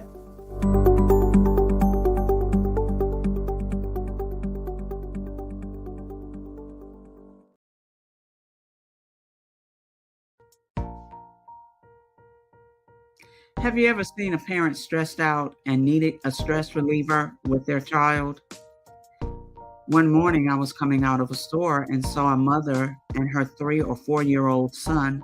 She was highly upset, actually beginning to yell at him. However, the more upset she became, it seemed the calmer the child became. He sat down on the sidewalk, crisscross applesauce, folded his arms, and looked up at her with a smile. You see, the angrier she became, the calmer he became, because he had the control of the situation. Hi, I'm Frizelma Lynn. I am the CEO and founder of Frizelma Teaching Parents, LLC. I'm a retired teacher, school district administrator, an author, speaker, and I am the Parenting 911 coach. My mission is to rescue families by equipping parents with proven, effective, and practical strategies to enhance their parenting skills. Many times we as a society expect parents to teach, train, and raise their children without providing the necessary tools they need to accomplish this. However, parenting issues cannot be resolved without intervention. Therefore, Frizelma Teaching Parents has provided coaching programs, digital courses, and live webinar trainings to provide step-by-step research-based parenting strategies, even for parents whose children are disrespectful, defiant, for those who have been diagnosed with ADD and ADHD, and even for parents of adult children. No longer will you have the need to feel like you are a failure as a parent. You'll now have the tools needed for each situation. Trust me on this one. Go to www.parenting911.org. Book a 15-minute strategy session with me or choose one of the coaching programs. Our training helps parents relieve stress.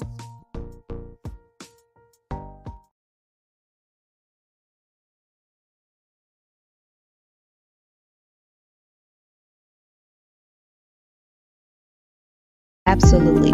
So our coaching program help people that have the lack of time, that lack strategies, and lack the confidence to go after their dream life. So we help them implement tools. We help them implement. I love the lead the inherited lack of finances or the education behind finances. But it wasn't until I lost my firstborn, my only son, that life changed for me. And where I was going after it all, living the corporate life, hit my 6-figure income and living in my dream house with my dream man, driving my dream car. Wow. I nearly lost it all when I lost my son. And so I realized it only takes one financial catastrophe that can change your entire life. That's what made me start All New Beginnings. Because no matter what's going on in life, there's a new beginning.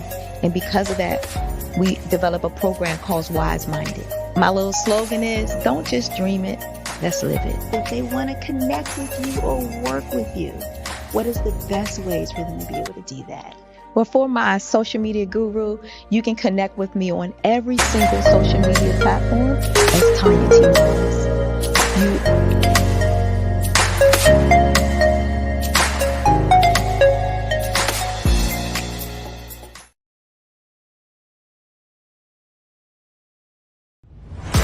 Social media is evolving. It's more vibrant, more colorful, more energetic, and so are you.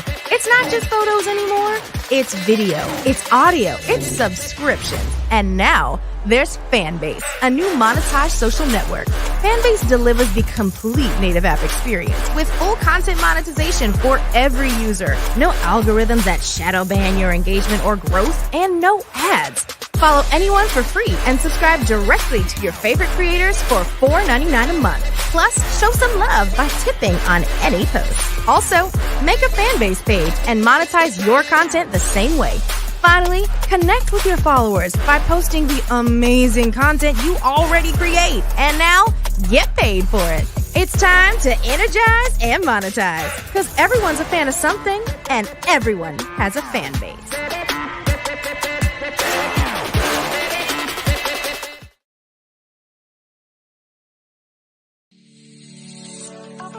Did you know that our black dollar only lasts for 6 hours in our community? Yet other communities, their dollars last for 19 to 30 days. The Black Wall Street Nation. Black Wall Street Nation. Yes, that's why we created the Black Wall Street Nation. Black Wall Street Nation is a centralized directory available to all black businesses across the world.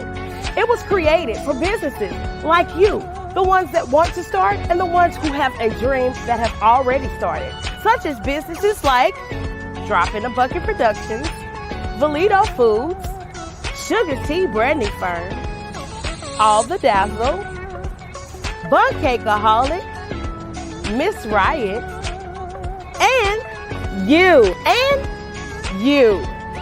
We'll have marketing, seminars, and some funding coming soon just for you.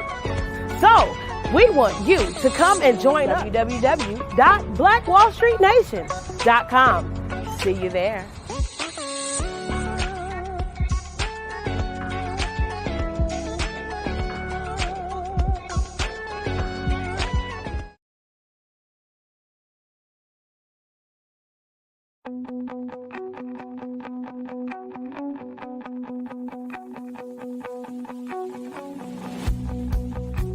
I am Black Business. From the moment I wake until the time I sleep. Yes, I am Black Business.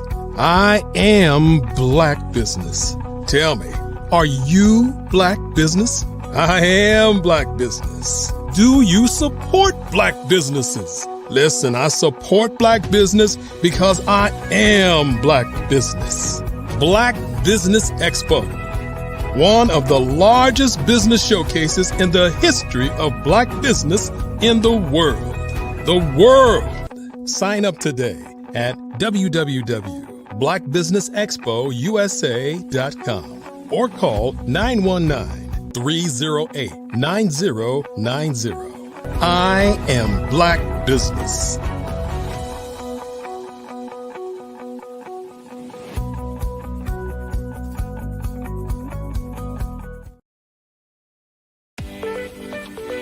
You are in the right place at the right time. The Black Business Network opens again for its Black Business Olympics, a 24/7 broadcast on business, strategies, global branding, social media marketing, finance, advertisement, and much, much more. Featuring the top, most powerful entrepreneurs and speakers and thought leaders from all around the world as they gather together for this phenomenal event. Join the Black Business Network streaming live into the metaverse, STEM City, USA, Black Multiverse, Pod TV, Roku, Hulu, iHeartRadio, Apple TV, YouTube, TikTok, Instagram, Google Podcasts, Facebook, LinkedIn, IBM TV, Spotify, and Twitch. Tune in today and be a part of this amazing movement. The Black Business Olympics welcomes you.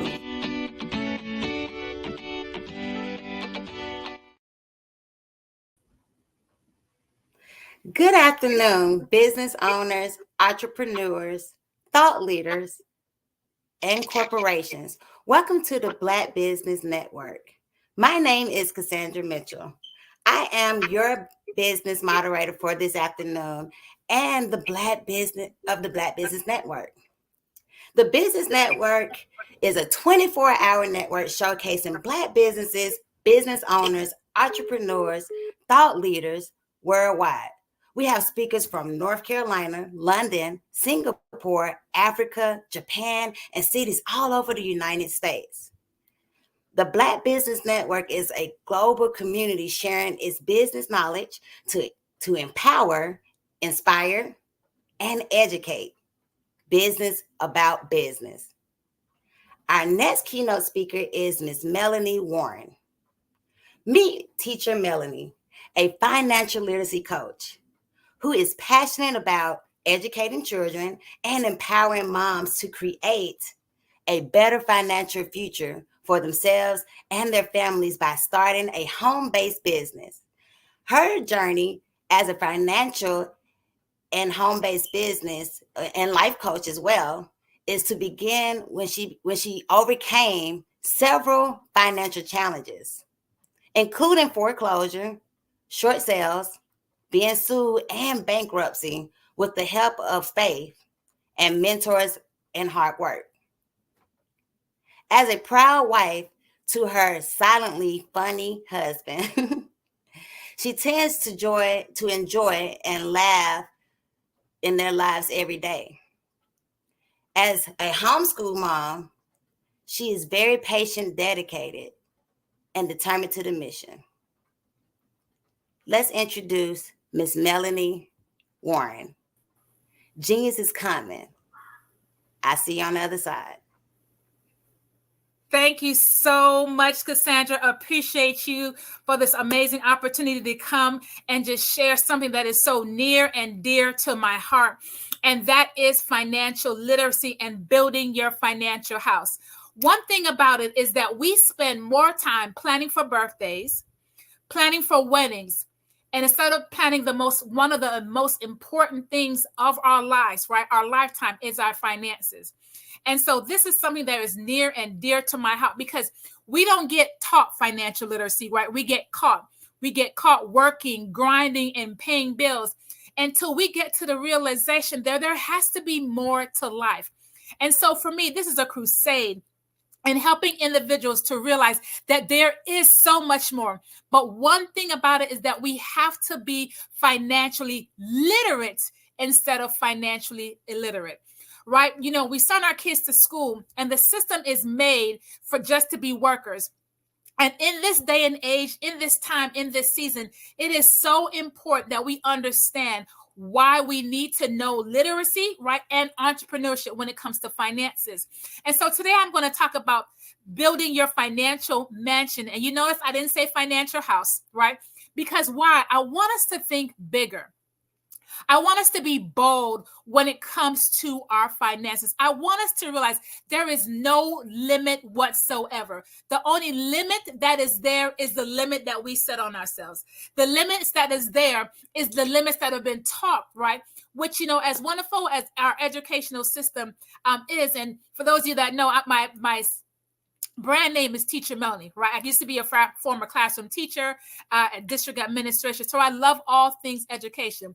But one thing I do not love is when the system keeps our children in a box. And so for me, being a homeschool mom as well, it's essential for me to really help my children and those who are serviced, because I also have a micro school, to realize that there is so much more out there and there is no limit in what they can do. And so when I talk about building the financial mansion, I talk about how beautiful this emphasis is. And I want you to picture in your mind the mansion that you want, right? The colors, how many rooms, all the different gadgets maybe you want in the house, and what those things need to be in place. Then I want you to think about, right, the building of it, the whole process, the inside and the outside. So when it comes to building your financial mansion, there are 10 levels, all right? I want you to say 10 levels that you need to have in place. The first level is protecting your greatest asset. Now, you may say, Teacher Melanie, what's my greatest asset? That's my car. Is it my house? You know, is it my real estate? You know, is that the greatest? Is that my greatest asset? And I'm telling you that it is not. Your greatest asset is your income. Why is that? Because your income pays for the food, clothing, shelter, making sure all your family has the needs that it needs, right? All the things that they need in order to live life. And so if something was to happen to your income, can your family continue to sustain the life that you built? As though, even though they may be emotionally distraught, right? Will they also be financially distraught as well? Because now not only one thing is being lost, but two things is being lost. And so you're protecting your greatest asset, which is your income. And how do you do that? You do that with income protection, #life insurance. Now, I'm sure you can think of how many family and friends, because I have, right, we had to do the GoFundMe or the fish fry, or we had to send a dinner sale, or we had to pass the offering plate or pass the bucket around and call family and friends and say, hey, can you help out? Because we don't have enough money to bury our loved one. How devastating is that, right? And though as noble that may be, but it does not sustain a family thereafter once that loved one is gone and the family is back to their life again. And so the little bit that it takes to have income protection is it's less than what you would buy $100 pair of screws, right? All depending on your health, all depending on how much you need, right? All depending too if you have any issues, because sometimes, to be honest with you, there are times that people can get denied if they have issues, if they've had experience with the law or even driving. All those things can play in a issue when it comes to getting qualified for income protection. I like to say #life insurance. But right, so when you build that foundation of income protection, right, you're building that firm foundation. Now we go to the next level, right? So now we've had the foundation, you're putting the walls up, you're putting the roof on this beautiful edifice, which is covering everything that is inside. And which is the next thing is the estate planning, right? That's covering everything that's with the will, a trust, a power of attorney. All these things now encompasses making sure everything that you have in that house is protected with the estate planning. Now you may say, well, estate planning is something just for the filthy rich. I don't have a whole lot. And I'm saying you do have something that you need to protect. You do have your wishes, the things that you desire, that you want to see forth for your family to go forth, right? After you have gone, or even if you have the ability, well, unfortunately, life happens, right? And you can no longer speak for yourself or do things for yourself, and you want somebody to make a decision on your behalf. That's when that estate planning includes that living trust, right? Or the power of attorney. Now, I just want to share this with you, because this is so powerful, because oftentimes we think that once we grow our children, they are of age, there's nothing else that we need to be concerned with, right? They have their own life. But I want you to tell you that life happens, right? Life be life, and as we hear. Because if something was to happen to your adult child, as much as you realize that, they may need help, they can't do things on themselves. If you do not have a power of attorney, you can't do a thing. And that starts from the age of 18. You can't get any information. You can't really get them the treatment, make a decision, not at all. So it's very important to have a power of attorney for your adult children as well as for your parents. I just had a thing the other day with my parents. They had some properties they were selling. They were in a different country and they could not come back from the closing. Right. But I put it in place that I was the power of attorney. So I acted on their behalf, did the signature and everything. They got paid. I deposited the money and they were good. Right. But that could not have happened if we didn't have that paperwork or that document in place. So I just want to share that important thing of having that POA, which is power of attorney. Now, the other thing, we hear about the trust. We hear so many things. You need to have a trust. You need to have a trust. But let me say this. Start with having a will. If you don't have a will first, right, it doesn't make sense for you to go with the trust, right? Because you're not starting out with the basics. So have a will, right? Because it does take a while for the trust to get into place. Now, I'm not saying to have one. I'm saying definitely have one, right? It is very powerful because a trust actually outweighs a will, right? Because a will can be contested, a trust cannot. That's how important it is. But you need to start with something, right? So having that will in place. And so now you're like, well, okay, Teacher Melanie, you told me the foundation, which is the income protection, life insurance. You told me about estate planning, covering and protecting those things that are inside, right? My family, the children, if you have young children and you want certain people to take care of your children, if something was to happen, that estate planning, that will is going to help facilitate that. Now, the next level, right, now that we had our foundation, we're putting in this room, right? Now, this room is the room of KYN. You're like, KYN. Yes, this is the know your numbers, which is your budget. Knowing your budget puts you in control instead of money controlling you. Why is that? We hear that B word, that budget, and we think that, oh my gosh, I can't do anything. Life, I can't get that latte that I want, right? Or that special coffee, because I'm bound by my budget. But what a budget does, it keeps you in control of your money, right? You know what's going in, you know what's coming out, right? You're not depending on somebody to lead you because you know for yourself. And so having your budget, right, is essential to building your financial mansion.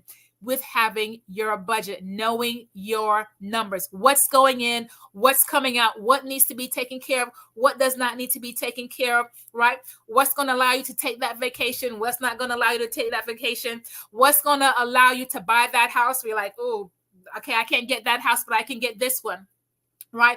Where it's keeping you in order, right? To making sure that you realize that money is a tool. Let me say that money is a tool. But if you don't understand how to utilize that tool properly, right, then you're constantly running, trying to figure things out. You're tired, you're weary. You're like, when can I get out of this? Because not knowing your numbers, right?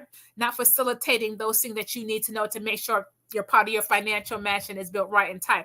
And so now we talked about our foundation, right? The income protection, life insurance. We talked about putting in the walls and protecting what's in there with our estate planning. We talked about the budget, right? So this is one of the rooms, right? Or one of the levels. It all depends how you vision your mansion may be. And now we're going into the next room, right? The next room, right? Or the next level is your emergency fund. Oh my goodness. Let me tell you something. Life happens. How many of us experience an emergency, whether that was with a car? Okay, I live in Florida. If the AC goes out, right, usually happens during the summer, this place is a sauna, right? But having that emergency fund, when those unexpected things happen, you are prepared, right? Because at the end of the day, when you can realize something that is a $500 expense, even $1,000 or even $200, and you do not have to ask anybody, you don't have to beg, you don't have to borrow, you don't have to go to the credit card, right? That's going to put you further in debt because you prepared, you put something away just in case life happens, just in case something emergency happens for yourself, your family, your children, your house, whatever. Having the emergency fund. And if you're like, but I don't know where to start. I don't know where to start. That goes back to knowing your budget, right? You have to know your numbers and you have to pay yourself first. This is part of paying yourself first, right? Because paying yourself first does not mean that you go shopping. Paying yourself first is that you've taken the money that you received, right? Before you pay it out to everybody else and you put it into a particular account where it's starting to grow, right? Which is your emergency fund. That's the first account where you're paying yourself first. Now, this is the thing. We often say, I want to be wealthy. And listen, everybody deserves to be wealthy, right? But it takes some discipline. But in order for that to happen, you have to have the mindset that I have to make sure that my financial house is taken care of first, right? And that's what paying yourself first. That's how that happens. And when you're paying yourself first, starting off with your emergency fund, you're winning the money game. Let me tell you, you're winning the money game. Because this is what wealthy people do. They get a financial education, they have a financial coach, and they have a financial game plan, and they pay themselves first. Even before they pay their bills, they're like, wait a minute. I have to make sure that my house is taken care of first before I take care of somebody else's house.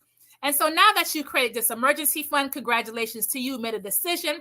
Now you want to put yourself in the position where money is working for you just as hard as you are working for it. So now you're putting your money in vehicles where your money could be growing, right? In a short-term type of investment. That could be a mutual fund. That could be an ETF, but some type of fund where your money is growing. Because why? Money is a tool, right? Those of us that believe in the word that says that money is the root of all evil. And I'm here to tell you that is not true.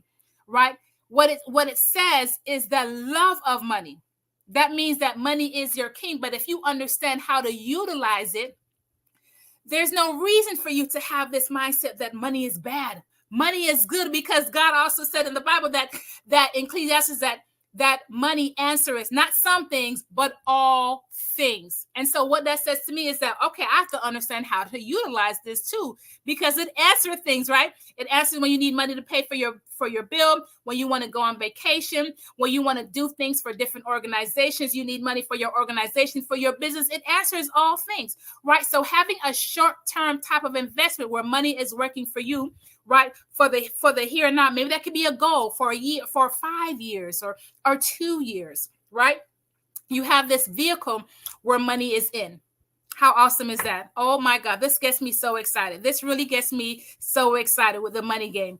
Now, with part of the money game, right, we talked about the short-term investment, but this is where you want to have where legacy starts coming in, right? Where we talk about generational wealth and building all these things and what that means. But what that needs to be is in a long-term investment, because money now does not end with you.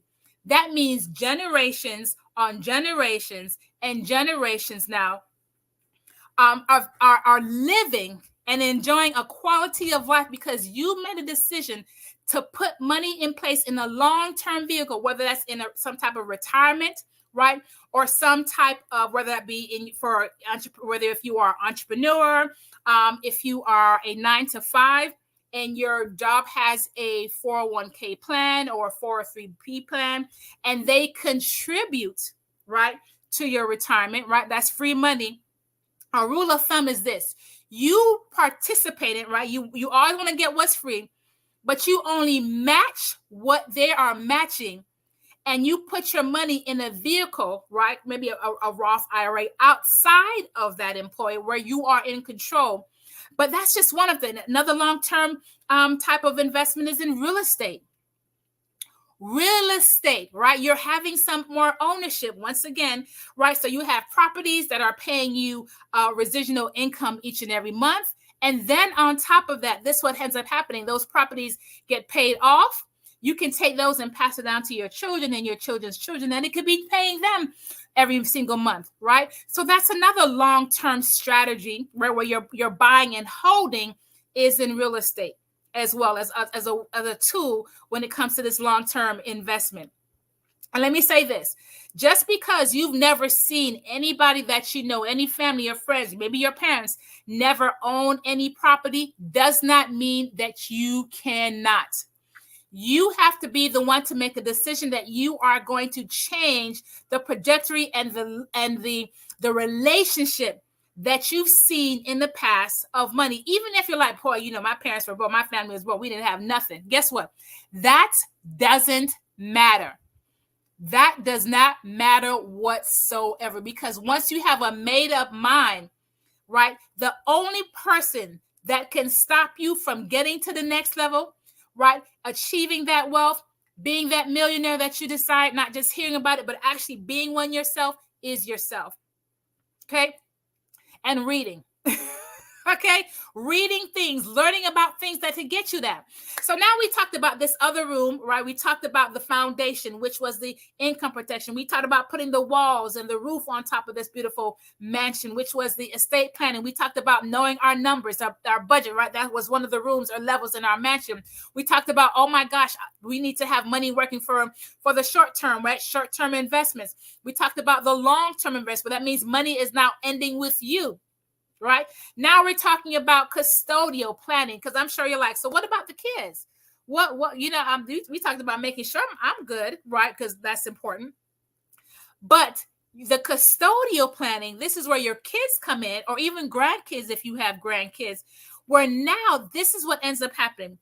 If that's the plan for their life, right, and they want to go to college, right, they don't have to worry about that student loan debt, because now you've put things in place, whether through a 529 plan, a covered plan, some type of college plan, where now they can go to school and not come out of school with a mortgage payment without a house. Let me say that again. I hope you caught that. Graduating from school with a mortgage payment without a house, 6 figures, 5 figures, or even more, 7 figures, right? Because they went to that school, they got that good grade. But the false reality is that they're not living that amazing life because that student loan debt payment has come through. Oh my gosh. And let me say this to parents. It is okay. And I want to encourage you. It is okay if your child has to work their way to school, because guess what you are setting them up? You are setting them up for success, that when they graduate, they could be already ahead of a game instead of having that student loan debt to have to pay for the rest of their life. On average, they say it takes 20 years or 30, all depends, to pay off a student loan debt. Do you all know that? So it's okay if they have to go to school. If it's okay, they have to work and go to school. All right. So custodial planning, right? That's the college, the 529 plan. But another thing now is like, but Teacher Melanie, my child doesn't want to go to college. I think they want to be an entrepreneur.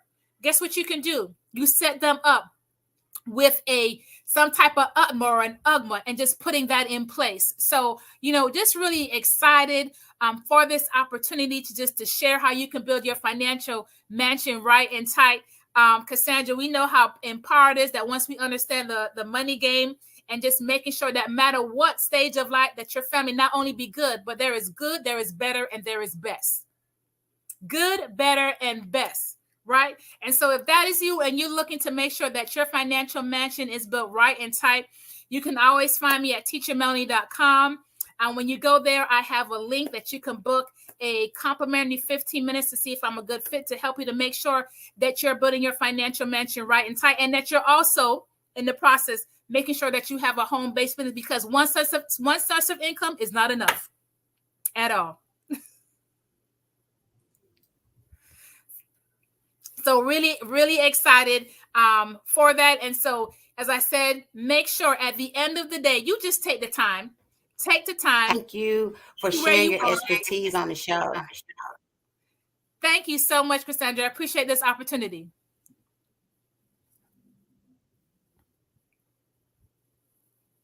You're welcome. Thank you so much. And Genius is coming. I see you on the other side. Did you know that approximately 333.34 million businesses exist today, according to a report from 2021? And you may be one of those businesses, or maybe you're not in the business market yet, but you're aspiring to be a business owner. Well, guess what? You're in the right place at the right time. Because let's face it, everything is about timing and opportunity. Hi, my name is Dr. Lotus Richey, and I'm the CEO and founder of the Lotus Richey Coaching and Consulting LLC, along with the Lotus Richey Ignite Show. 15 Minutes of Success with Dr. Lotus Richey, as well as books to boom your business and bring who you are. And today, I want to bring this amazing message to you about the Black Business Network and the Black Business Olympics. See, the Black Business Network and the Black Business Olympics is designed to help people just like you, that's right, that look like me, to take their business to the next level. Not just in your front yard or your backyard, but globally. The Black Business Network and Black Business Olympics is designed not to just help you survive, but to help you thrive. So join us today as we come together with businesses all around the world to support our students, our children, our young teens, our young entrepreneurs. What we do is we come together to help raise funds for students who are aspiring to be business entrepreneurs, who are aspiring and who are thriving in college. We endow them with a wonderful opportunity to gain